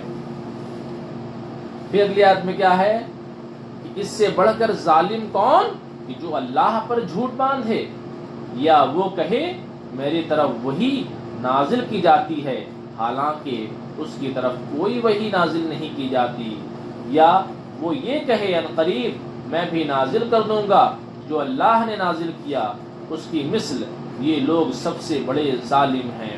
پھر اگلی آیت میں اے سننے والے کاش تو دیکھے جب ظالم گنہگار موت کی جھٹکوں میں ہوں گے، یعنی نزا کی کیفیت ہوگی، یہ ظالم جب موت کے جھٹکوں میں ہوں گے اور فرشتے اپنے ہاتھوں کو پھیلا کر ان کی روح نکال رہے ہوں گے، فرشتے ان گنہگاروں سے کہتے ہیں اے ظالموں اپنی روح نکالو اور اپنے رب کی طرف چلو، ان کے دن، آج کے دن تمہیں ذلیل کرنے والا عذاب بدلے میں دیا جائے گا کہ تم اللہ پر غلط باتیں کہا کرتے تھے، ناجائز باتیں، جھوٹی باتیں اللہ کے بارے میں کہا کرتے تھے، اور تم اللہ کی آیتوں سے تکبر کیا کرتے تھے۔ اور اگلی آیت میں اور بے شک تم ہمارے پاس آئے تنہا جیسا کہ ہم نے تمہیں پہلی مرتبہ پیدا کیا، اور جو تمہیں ہم نے مال و اسباب دیے وہ تم پیٹھ پیچھے چھوڑ چکے، دنیا کے اندر جن کے بارے میں تم گمان کرتے تھے کہ یہ بت ہمارے شریک ہیں خدائی میں، وہ ہمارے ساتھ ہیں، اور تم ان کی پوجا کرتے تھے، یہ بت اب تمہاری سفارش کیوں نہیں کرتے۔ اور اگلی آیت میں بے شک ان کے آپس کے رشتے ختم ہو گئے، اور جو تم من گھڑت والے خیالات رکھتے تھے وہ خیالات اب تم سے گم ہو گئے۔ اور اگلی آیت میں ہے بے شک اللہ تعالی دانے اور گٹھلی کو چیرنے والا ہے، اللہ تعالی مردہ سے زندہ کو نکالتا ہے اور زندہ سے مردہ کو نکالتا ہے، یہ اللہ رب العالمین ہے جس کی یہ شان ہے کہ وہ مرغی سے انڈا نکالتا ہے اور انڈے سے پھر مرغی نکالتا ہے، پھر تم کہاں اندھے منہ جاتے ہو۔ اور اگلی آیت میں ہے کہ اندھیرے کو چیر کر صبح نکالنے والا کون ہے، اور اس نے رات کو سکون کا گہوارہ بنایا، کہ رات کی نیند صحت کے لیے بڑی مفید ہوتی ہے، اور سورج اور چاند ایک مقررہ اندازے پر ہے، یہ غالب علم والے رب کا مقرر شدہ نظام ہے۔ اور اگلی آیت میں اور وہی ہے ذات جس نے تمہارے لیے ستارے بنائے تاکہ تم ان ستاروں کے ذریعہ خشکی اور تری صحرا کے اور سمندر کے اندھیروں میں تم راستہ تلاش کر سکو۔ اور اگلی آیت میں ہے بے شک ہم نے آیتیں کھول کھول کر بیان کی اس قوم کے لیے جو جانتی ہے، وہی ہے ذات جس نے تمہیں ایک جان سے پیدا کیا، پھر عارضی تمہارے لیے ٹھکانہ ہے اور پھر عارضی امانت رہنا ہے۔ بے شک ہم نے آیتیں کھول کھول کر بیان کی اس قوم کے لیے جو جانتی ہے، اور وہی ہے ذات جس نے آسمان سے پانی کو نازل کیا، اور وہی ہے ذات جس نے آسمان سے بارش پانی کو نازل فرمایا، اور پھر ہم نے اس پانی کے ذریعہ ہر چیز کا اناج اور پیداوار کو پیدا کیا، اور پھر ہم نے اس پانی سے سبزہ پیدا کیا، وہ پودے پیدا ہوتے ہیں، اور وہ پودے پر بیج دانے ایسے پیدا ہوتے ہیں جو ایک دوسرے پر چڑھے ہوئے ہوتے ہیں، انار، پپیتا، انگور وغیرہ، اور کھجور کی ٹہنی سے ہم نے پیدا کیے بہت سارے گھریں، گچھے کھجوروں کے اور انگوروں کے باغات اور زیتون اور انار بعض چیزوں میں یہ آپس میں ملتے جلتے پھل ہیں اور بعض خوبیوں میں یہ الگ الگ ہیں۔ اور اگلی آیت میں ہے، دیکھو ان درختوں کے پھلوں کی طرف غور کرو، جب یہ درخت پھل دیں اور جب یہ پھل پک جائیں تو اللہ کی نعمتوں کو یاد کرو، اس کی قدرت کو یاد کرو، بے شک اس میں نشانیاں ہیں اس قوم کے لیے جو یقین رکھتی ہے، ایمان رکھتی ہے۔ اللہ کے لیے ان کافروں نے جنات کو شریک ٹھہرا لیا، حالانکہ اللہ نے ان جنات کو پیدا کیا، اور یہ نادان لوگ اللہ کے لیے بیٹیاں اور بیٹے بغیر علم کے وہ تصور کرتے ہیں، گڑھ لیتے ہیں۔ اللہ تعالیٰ اولاد رکھنے سے پاک ہے اور وہ بلند و بالا ہے ان تمام باتوں سے جو وہ گڑھتے ہیں اور اللہ پر جھوٹ باندھتے ہیں۔ اور اگلی آیت میں ہے، آسمان اور زمین کا پیدا کرنے والا اس کی اولاد کیسے ہوگی حالانکہ اس کی بیوی ہی نہیں؟ ہر چیز کو اس نے پیدا کیا اور وہ ہر چیز کو خوب جاننے والا ہے۔ یہ اللہ تمہارا رب ہے، اس کے سوا کوئی معبود نہیں، ہر چیز کو وہی پیدا کرنے والا ہے، بس تم اسی کی عبادت کرو، اور وہی ہر چیز پر نگہبان ہے اور وہی ہر عمل سے واقف ہے۔ اور اگلی آیت میں ہے، آنکھوں کی طاقت نہیں کہ وہ اس کو گھیر سکیں، اور وہی لطیف ہے، خبیر ہے۔ بے شک تمہارے رب کی طرف سے آنکھیں کھولنے والی نشانیاں آ گئیں، جو ان نشانیوں کو دیکھے گا وہ اپنا بھلا کرے گا، اور جو ان نشانیوں سے اندھا رہے گا وہ اپنا نقصان کرے گا، تو اس کا نقصان اسی پر ہے، اور میں تم پہ نگہبان نہیں ہوں۔ اور اگلی آیت میں ہے، اور اسی طرح ہم آیتیں کھول کھول کر بیان کرتے ہیں، اور اس لیے کہ کافر بول اٹھیں کہ تم تو پڑے ہوئے، اور تاکہ ہم ان آیتوں کو بیان کر دیں اس قوم کے لیے جو علم رکھتی ہے۔ اے محبوب آپ پیروی کیجیے اس وحی کی جو آپ کے رب کی طرف سے آپ کی طرف کی جاتی ہے، اللہ کے سوا کوئی معبود نہیں، اور مشرکوں سے اعراض کر لیجیے اور ان سے ہمیشہ دور رہیے۔ اور اگلی آیت میں، اگر اللہ چاہتا تو وہ شرک نہ کرتے، یعنی اگر وہ بت کے سامنے جھکنے جاتے تو ان کی کمر ٹوٹ جاتی، ان کی پیٹھ ٹوٹ جاتی، ان کے پیر میں فالج آ جاتا۔ اور اگلی آیت میں ہے، اور ہم نے آپ کو ان پہ نگہبان نہیں بنایا، اور آپ ان پر وکیل نہیں، یعنی ان کے آپ ذمہ دار نہیں۔ اے مسلمانوں، ان بتوں کو برا نہ کہو جن بتوں کو اللہ کو چھوڑ کر پوجتے ہیں، ورنہ وہ اللہ کو برا کہیں گے دشمنی کی وجہ سے، نادانی کی وجہ سے۔ اور اسی طرح ہم نے مزین کر دیا ہر گروہ کے لیے ان کے اعمال، پھر اپنے رب کی طرف وہ لوٹیں گے، پھر وہ انہیں خبر دے گا ان گندے کاموں کی جو وہ کیا کرتے تھے۔ انہوں نے اللہ کی قسمیں کھائیں، مشرکین مکہ نے پختہ قسمیں کھائیں، اور کہا اگر ان کے پاس کوئی نشانی آ گئی ضرور بضرور وہ اس پر ایمان لائیں گے۔ اور اگلی آیت میں محبوب آپ ارشاد فرمائیے، تمام نشانیاں تو صرف اللہ ہی کے پاس ہیں، وہ جب چاہتا ہے اپنی حکمت کے مطابق نازل فرماتا ہے۔ اور اے مسلمانوں، تمہیں کیا خبر کہ جب یہ نشانیاں ان کافروں کے پاس آئیں گی وہ پھر بھی ایمان نہیں لائیں گے، اور ان کے دل اور ان کے آنکھوں کو پھیر دیتے ہیں جیسا وہ پہلی بار ایمان نہ لائے تھے، اور انہیں ہم چھوڑ دیتے ہیں تاکہ وہ اپنی سرکشی میں بھٹکتے رہیں۔ اور یہ آیت میں، اور اگر بے شک ہم ان کی طرف فرشتوں کو نازل کرتے اور قبروں سے نکل کر مردے کلام کرتے اور ہر چیز کو جمع کر کے ان کے سامنے لے آتے اور دنیا کی ہر چیز کی گواہی دیتی کہ اللہ کی یہ سچے نبی ہیں، پھر بھی وہ ہرگز ایمان نہ لاتے۔ اور اگلی آیت میں ہے، مگر یہ کہ اللہ چاہے اور ایمان کی توفیق دے تو اللہ کی مشیت ہے، ورنہ ان کے حال یہ ہیں کہ نشانیاں دیکھ کر بھی ایمان لانے والے محسوس نہیں ہوتے. ہاں لیکن ان میں سے اکثر نادان ہیں، جہالت کا مظاہرہ کرتے ہیں، اور اسی طرح ہم نے ہر نبی کے لیے دشمن کر دیے انسانی شیطان اور جنات میں سے شیطان. وہ ایک دوسرے کو خفیہ ڈالتے ہیں اور چال بازیاں سکھاتے ہیں، بناوٹ کی باتیں، غروراً ایک دوسرے کو دھوکہ دینے کے لیے. اور اگلی آیت میں ہے اگر آپ کا رب چاہتا تو وہ یہ نہ کر سکتے، اللہ انہیں مجبور کر دیتا، ان کی زبانوں پر تالے پڑ جاتے، ان کی ہاتھ پاؤں جام ہو جاتے، بس انہیں آپ چھوڑ دیجئے، اور جو وہ بہتان باندھتے ہیں ان بہتان کو بھی چھوڑ دیجئے. انسانی شیطان اور سرکش جنات کو جو اختیار دیا گیا یہ اس لیے دیا گیا تاکہ جو لوگ آخرت پر ایمان نہیں رکھتے ان کے دل ان وسوسوں کی طرف جھک جائیں.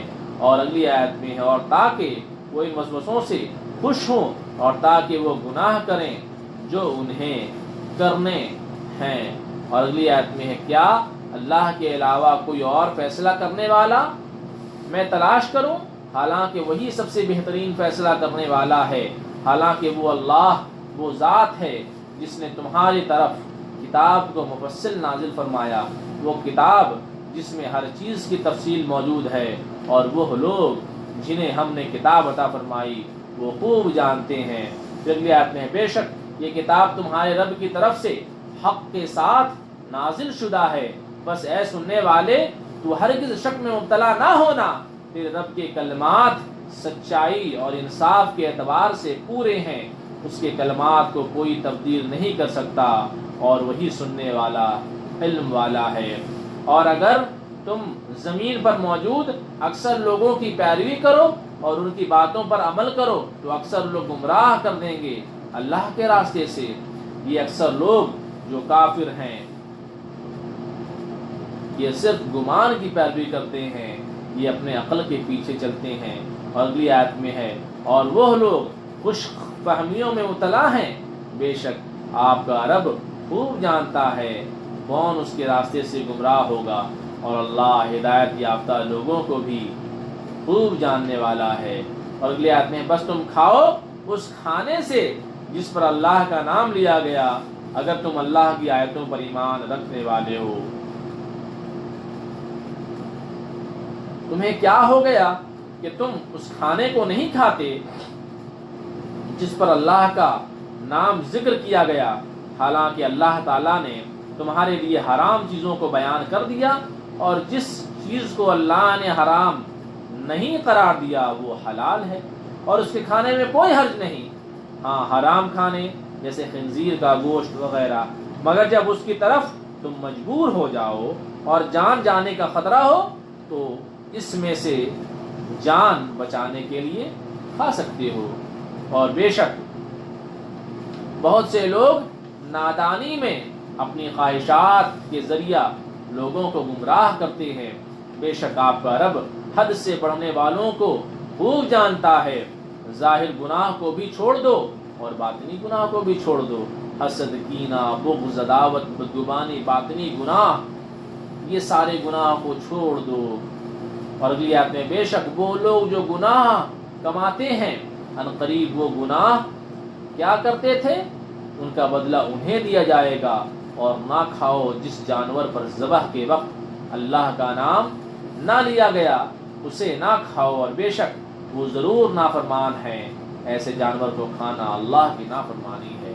اور بے شک شیاطین اپنے دوستوں کو چالیں سکھاتے ہیں تاکہ یہ شیطانوں یہ دوست تم سے جھگڑا کریں، اور اگر تم ان مشرکوں کی باتیں مانو گے بے شک تم بھی ضرور مشرک ہو جاؤ گے.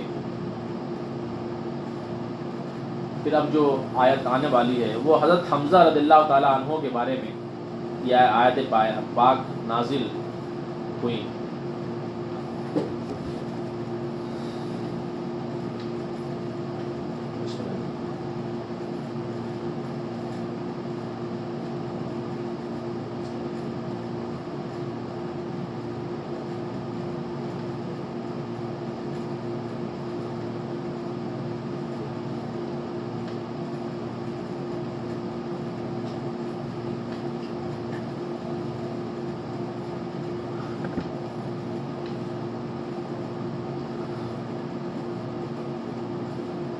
اللہ الرحمن الرحیم۔ حضرت حمزہ رضی اللہ تعالیٰ عنہ کے حوالے سے یہ آیت نازل ہوئی۔ شان نزول اس طرح ہے کہ حضرت حمزہ رضی اللہ تعالیٰ ابھی مسلمان نہیں تھے اور آپ شکار پر گئے، واپسی پر آپ کے کھانا کھانے کے لیے بیٹھے اور معاملہ یہ ہوا کہ آپ 3 دن تک آپ شکار کے پیچھے دوڑتے رہے لیکن شکار آپ کے ہاتھ نہ آیا۔ بڑے تھکے ہوئے تھے آپ، بہت بھوکے تھے، نوالا ہاتھ میں لیا، جیسے منہ کے قریب لے گئے تو آپ کی قنیز کو آپ نے دیکھا کہ وہ رو رہی ہے اور آپ نے فرمایا کیوں روتی ہے؟ تو اس قنیز نے یہ قصہ سنایا کہ ابو جہل نے آقا دو جہاں صلی اللہ علیہ وآلہ وسلم کی بڑی توہین اور ایسی بے ادبی کی ہے اور آپ کو زخمی بھی کیا ہے۔ آپ حمزہ ابھی اس وقت ایمان نہیں لائے تھے لیکن آپ حضور کے چچا ہیں تو حضور کو آپ پیار کرتے ہیں، بھتیجا سمجھ کر، اور بھتیجے کی محبت تھی، تو انہوں نے کہا کہ میرے بھتیجے کے ساتھ اس نے ایسا کیا۔ فوراً نوالا وہیں رکھ دیا اور کمان لی اور خانہ کعبہ کے پاس پہنچے تو خانہ کعبہ پر اس وقت کافروں کا قبضہ تھا، تو خانہ کعبہ کے ارد گرد دیکھا کہ ابو جہل بیٹھا ہے، سارے کافر جمع ہیں اور بڑے فخر کے ساتھ وہ اپنے کارنامے سنا رہا ہے۔ کون؟ ابو جہل۔ تو حضرت حمزہ رضی اللہ تعالیٰ عنہ اس کے قریب بڑھے تو وہ یہ سمجھا کہ مجھے داد دینے کے لیے آئے ہوں گے، یہ بھی تو ہمارے ساتھی ہیں۔ جب قریب پہنچے تو آپ نے فرمایا کہ اے ابو جہل، میں نے تیرے متعلق یہ بات سنی ہے، ساری بات بتائی، کیا یہ بات سچی ہے؟ بس یہ سننا تھا کہ آپ نے اپنی کمان سے ابو جہل کو مارنا شروع کیا اور 7 جگہ سے آپ کے اس کے سر کو پھوڑ دیا۔ کس کے؟ ابو جہل کے سر کو کون پھوڑا؟ حمزہ نے پھوڑ دیا، لیکن آپ کی بہادری اور جرأت اس قدر تھی کہ ابو جہل مار کھانے کے باوجود سہم گیا اور سب کو اس نے منع کیا کہ حضرت حمزہ کو کچھ نہ کہنا، کیونکہ حضرت حمزہ کی شجاعت کے سامنے عرب کے بڑے بڑے شیر جرأت نہ کر سکتے تھے۔ نبی اکرم صلی اللہ علیہ وسلم نے ان کو لقب دیا کہ یہ اللہ و رسول کے شیر ہیں۔ حمزہ کو کیا لقب ملا؟ یہ اللہ و رسول کے یہ شیر ہیں۔ پھر حضرت حمزہ حضور صلی اللہ علیہ وسلم کی بارگاہ میں آ کر کہتے ہیں اے میرے پیارے بھتیجے، میں نے آپ کا بدلہ لے لیا، آپ اپنے رنج کو دور کر دیں۔ آپ علیہ وسلم نے پوچھا کہ آپ نے ابو جہل کو کیوں مارا؟ تو کہا آپ کو خوش کرنے کے لیے۔ پیارے آقا صلی اللہ علیہ وسلم نے فرمایا کیا واقعی آپ مجھے خوش کرنا چاہتے ہیں؟ کہا ہاں۔ تو کہا کہ میں تو اسی صورت میں خوش ہوں گا جب آپ اسلام لے آئیں گے۔ تو حضرت حمزہ کو یہ مقام ملا کہ آپ اسلام لائے رسول صلی اللہ علیہ وسلم کو خوش کرنے کے لیے۔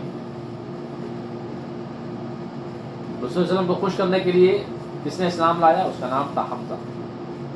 پھر اللہ تبارک و تعالیٰ نے قرآن کریم میں یہ آیت نازل فرمائی، کیا جو کوئی مردہ ہو یعنی کافر ہو پھر ہم نے اسے زندہ کر دیا، مسلمان کر دیا اور اس کے لیے نور ایمان کر دیا اور وہ اس نور کو لے کر لوگوں کے درمیان چلتا ہے، کیا وہ اس شخص کی مثال ہو سکتا ہے جو اندھیروں میں ہو جیسے ابو جہل ایسے کفر کے اندھیروں میں ہے کہ وہ اس سے نکل نہیں سکے گا۔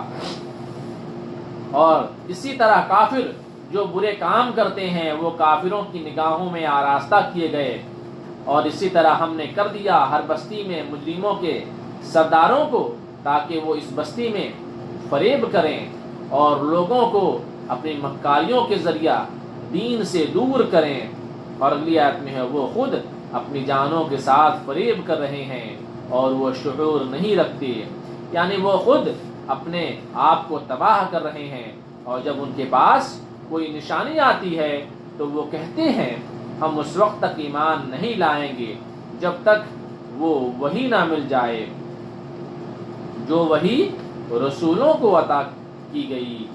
پھر بھی آیت میں ہے اللہ خوب جانتا ہے اس کی رسالت کا زیادہ مستحق کون ہے، ان قریب مجرموں کے لیے اللہ کے پاس ذلیل کرنے والا عذاب ہے اور عذاب شدید ہے، اس وجہ سے کہ وہ فریب کیا کرتے تھے گناہ کیا کرتے تھے۔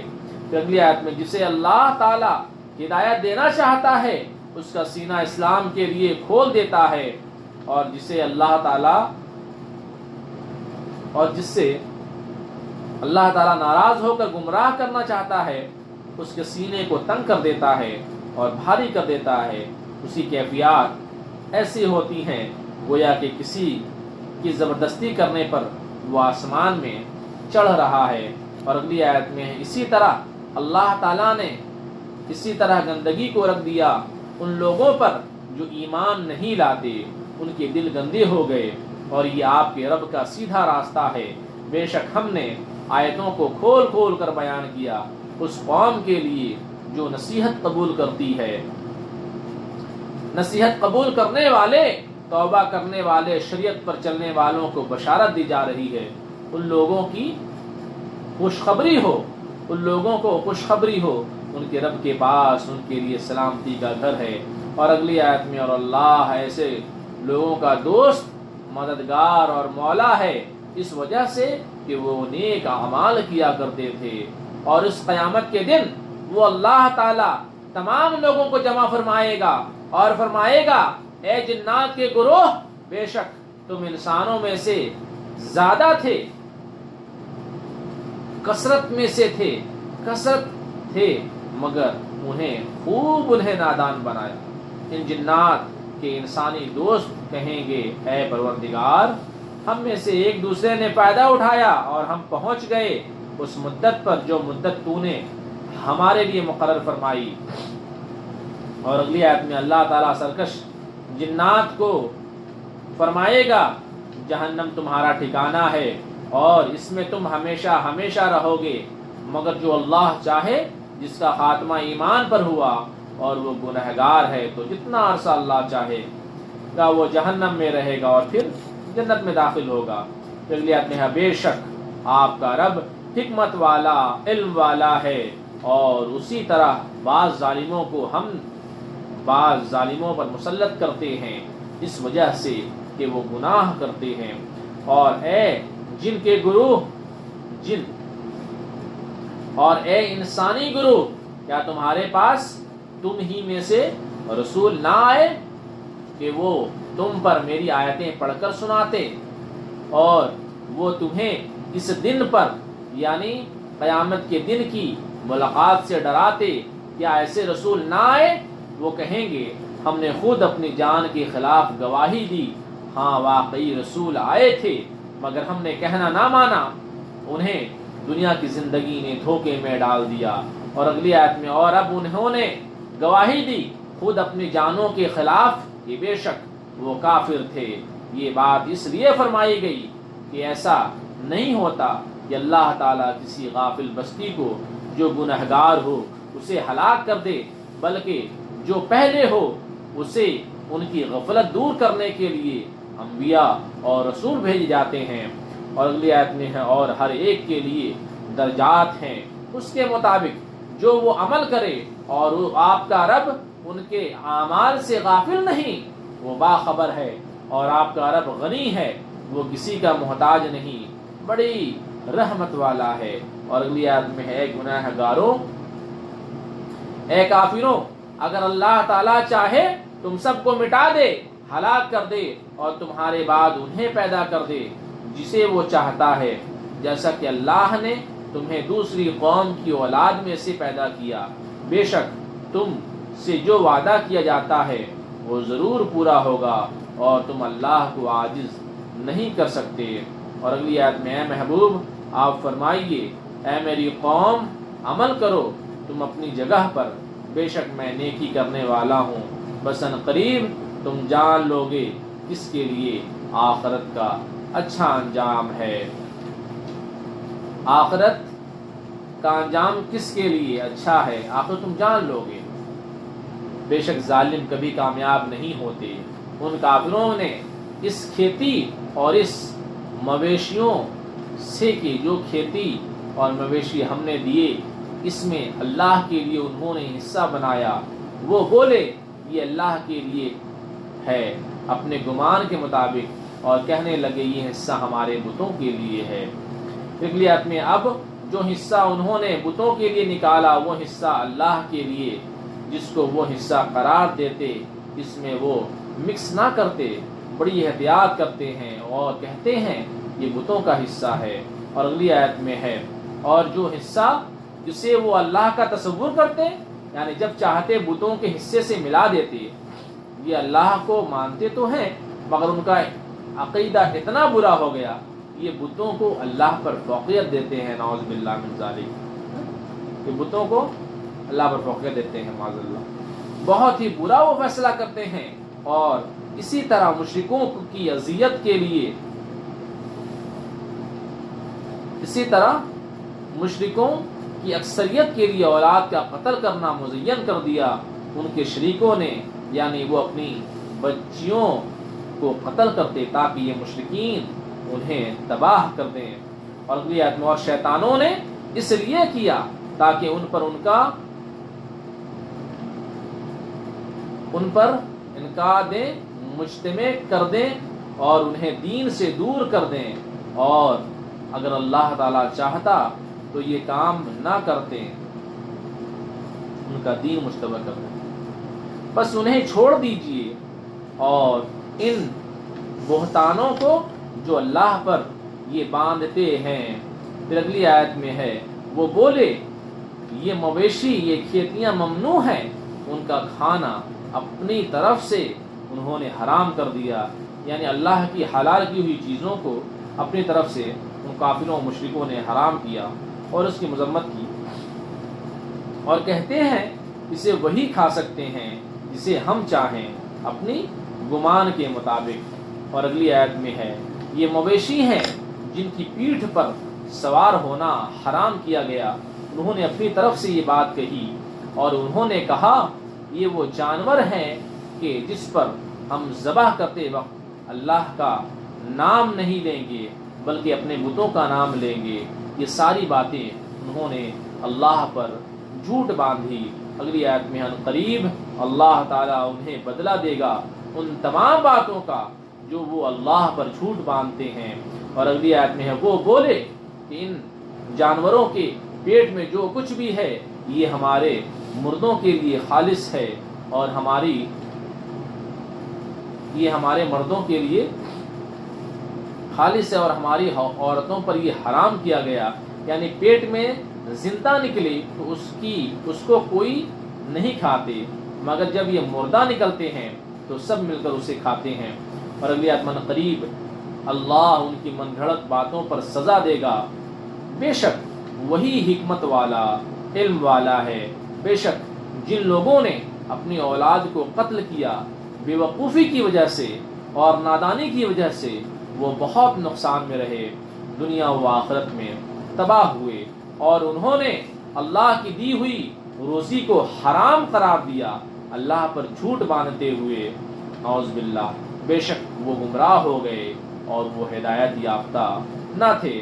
اور اگلی آیت میں اور وہی ہے جس نے پیدا فرمایا ایسے باغات کہ جن کے پودے اپنے تنوں پر کھڑے ہیں، وہی ہے ذات جس نے دونوں قسم کے باغات بنائے، کچھ باغات کے پودے زمین پر بیل کی شکل میں ہیں اور کچھ پودے تنوں کی شکل میں ہیں، اور کھجور کو پیدا فرمایا اور کھیتی کو، اناج کو پیدا فرمایا جس کا ذائقہ مختلف ہے، اور زیتون کو پیدا فرمایا اور انار کو پیدا فرمایا، بعض باتوں میں ایک دوسرے سے ملتے جلتے اور بعض باتوں میں ایک دوسرے سے ملتے جلتے نہیں ہیں۔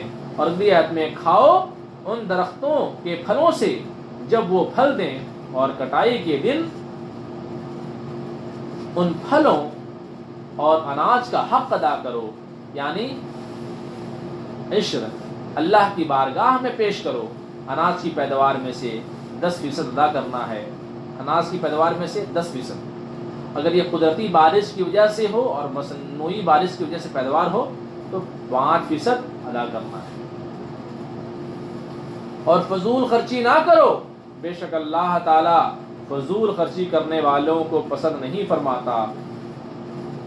اور جانوروں میں سے بعض جانور پیدا کیے بوجھ اٹھانے والے اور بعض جانور زمین پر بچھے ہوئے، کھاؤ اس سے جو اللہ نے تمہیں روزی عطا فرمائی، اور شیطان کے قدموں کے پیچھے نہ چلو، شیطان کی باتوں کی پیروی نہ کرو۔ اگلی آیت میں بے شک شیطان تمہارا کھلا دشمن ہے۔ 8 نر اور مادہ ہیں، بھیڑ میں سے دو، بکری میں سے 2 نر اور مادہ۔ اگلی آیت میں ہے اے محبوب آپ فرمائیے اے لوگوں، اے کافروں، یہ بتاؤ 2 نر حرام کیے یا 2 مادہ وہ حرام کیا، یا جو مادہ کے پیٹ میں جو بچہ ہے وہ حرام کیا گیا؟ اگلی آیت میں تم مجھے کسی علم سے خبر دو اگر تم سچے ہو، اور اونٹ میں سے 2 نر اور مادہ، اور گائے اور بیل بقر میں سے 2۔ پھر اگلی آیت میں محبوب آپ فرمائیے اللہ تعالیٰ نے 2 نر حرام کیے یا 2 مادہ، یا وہ بچے حرام کیے جو مادہ کے پیٹ میں ہوتے ہیں، کہ ان سے پوچھیے کہ اونٹ حرام ہے کہ اونٹنی حرام ہے، گائے حرام ہے یا بیل، یا گائے اونٹنی کے پیٹ میں جو بچہ ہے وہ حرام ہے۔ ہر صورت میں وہ بھی جواب دیں گے، یہ ان کے لیے خود حجت ہوگا۔ اور اگلی آیت میں کیا تم اس وقت موجود تھے جب اللہ نے تجھے یہ حکم دیا؟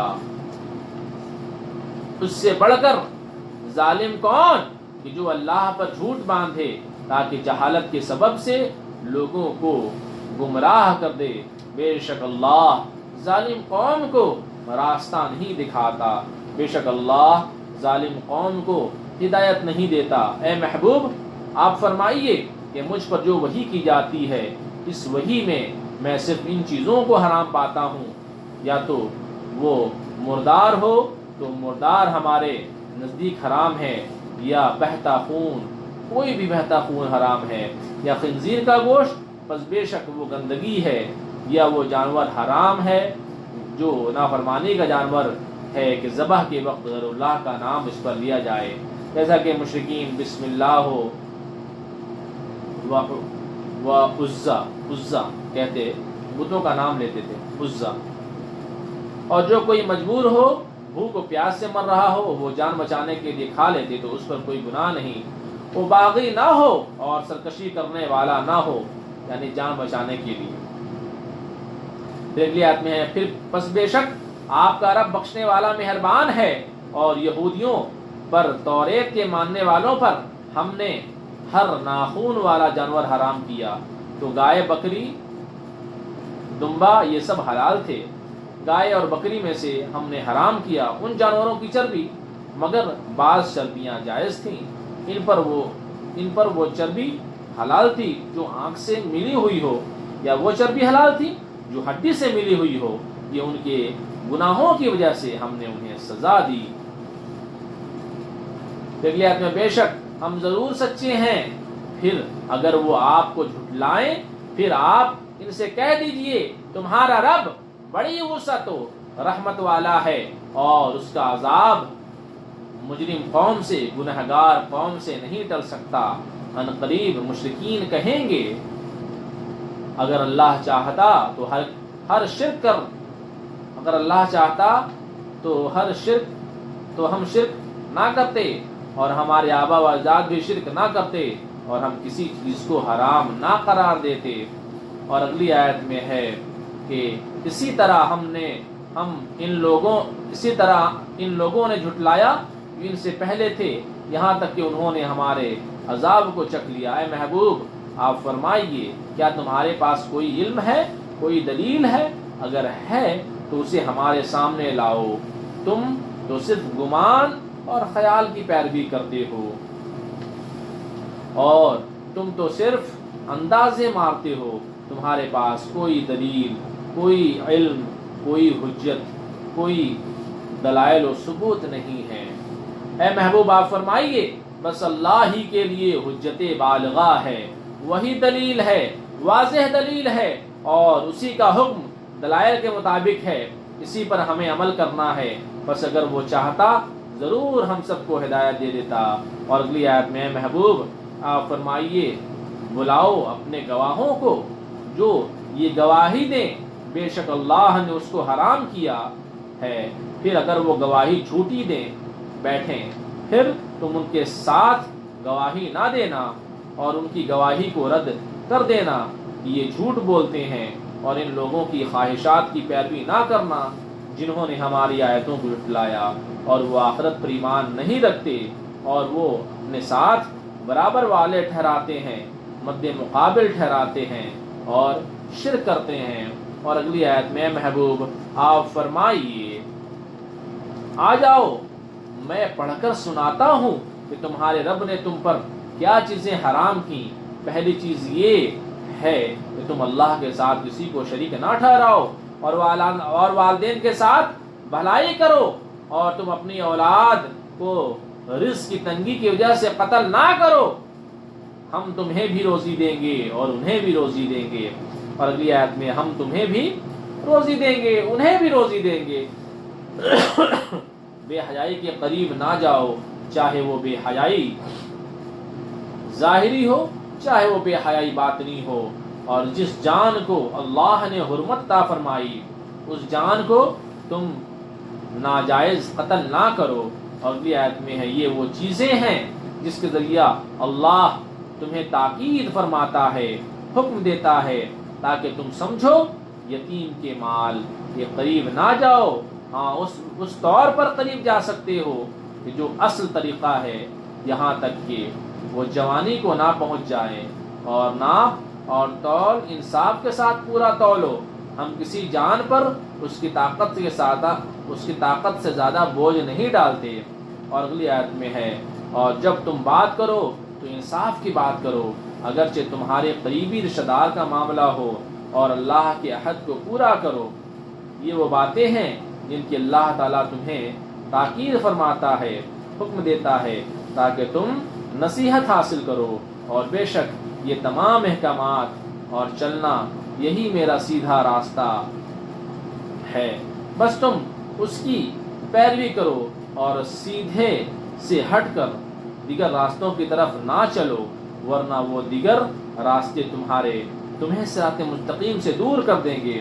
اور اللہ کے راستے صراط مستقیم ہے، اور اللہ کے راستے سے صراط مستقیم سے ان باتوں کی تمہیں اللہ نصیحت فرماتا ہے، تاکید فرماتا ہے، حکم دیتا ہے تاکہ تم تقوی اور پرہیزگاری اختیار کرو، تم اللہ کے عذاب سے ڈرو۔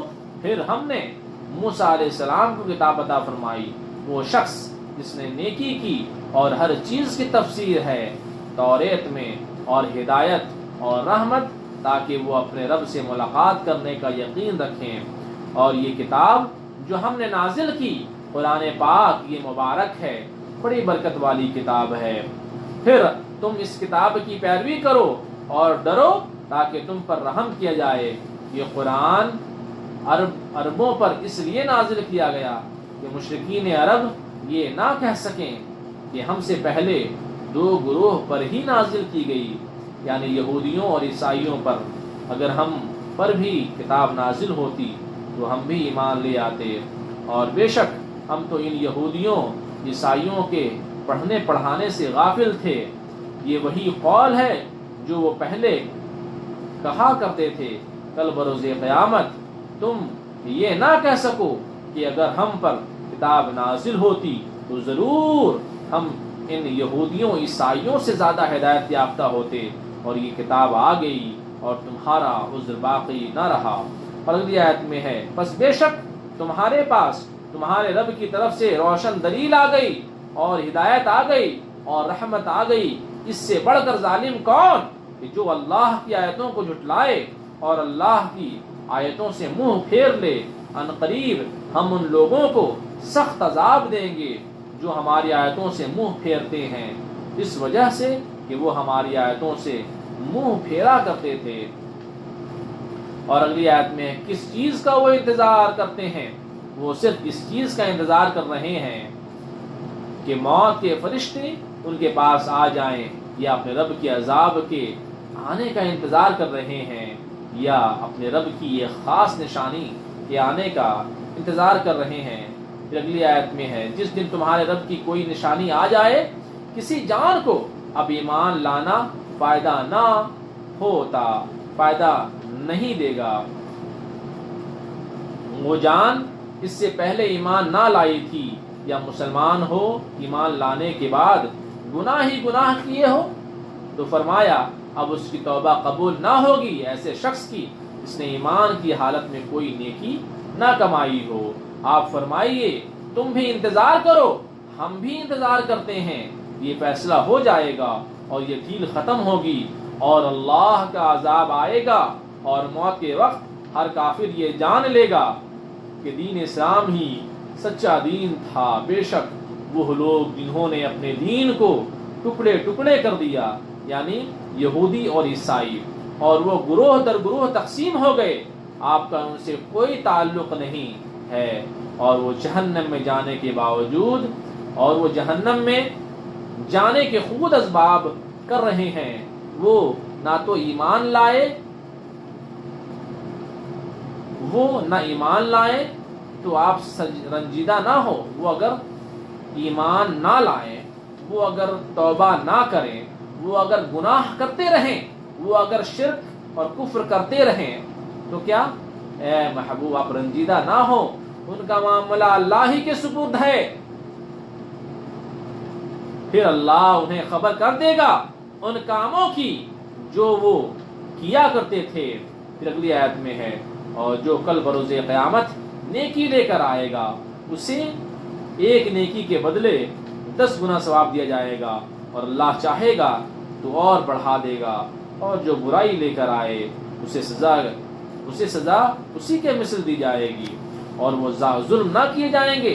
اے محبوب آپ فرمائیے، اے نبی صلی اللہ علیہ وسلم آپ فرمائیے بے شک مجھے میرے رب نے ہدایت عطا فرمائی سیدھے راستے کی طرف۔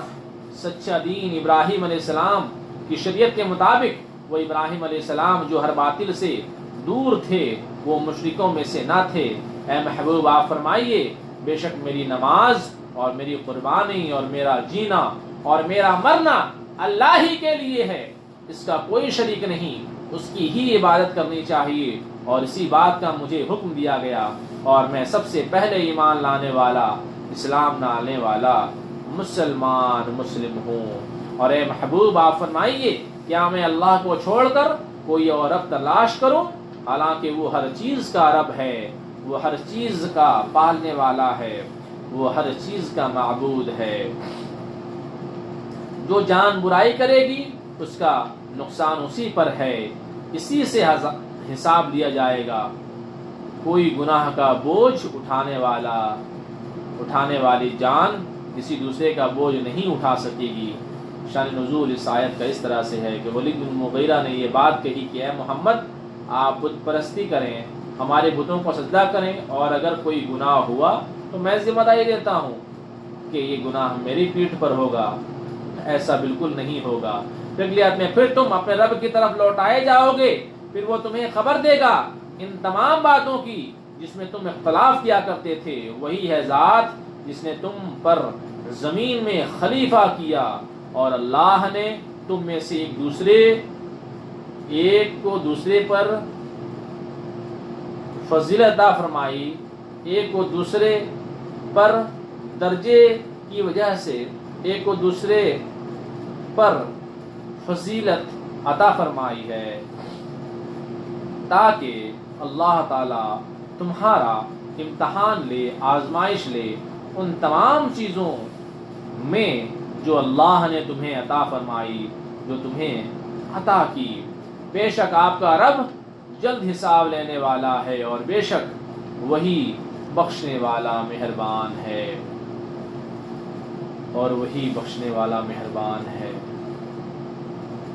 سورہ انعام مکمل ہوا۔ اللہ تبارک و تعالیٰ نے کفار و مشرکین سے خطاب فرمایا اور کہا کہ شرک جو ہے وہ ظلم عظیم ہے۔ اس کائنات میں جو سب سے بڑا گناہ ہے، جو سب سے بڑا ظلم ہے، وہ کیا ہے؟ شرک کرنا ہے۔ ہم اللہ تبارک و تعالیٰ کی بارگاہ میں یہی دعا کریں گے، اے باری تعالیٰ ہمیں شرک سے محفوظ فرما، اور ہمیں اللہ سے بے انتہا محبت کرنے کی توفیق عطا فرما، اور رسول اللہ علیہ وسلم سے بھی محبت کرنے کی توفیق عطا فرما، اور نماز، روزہ زکوٰۃ و حج اور اللہ کے دین کی طرف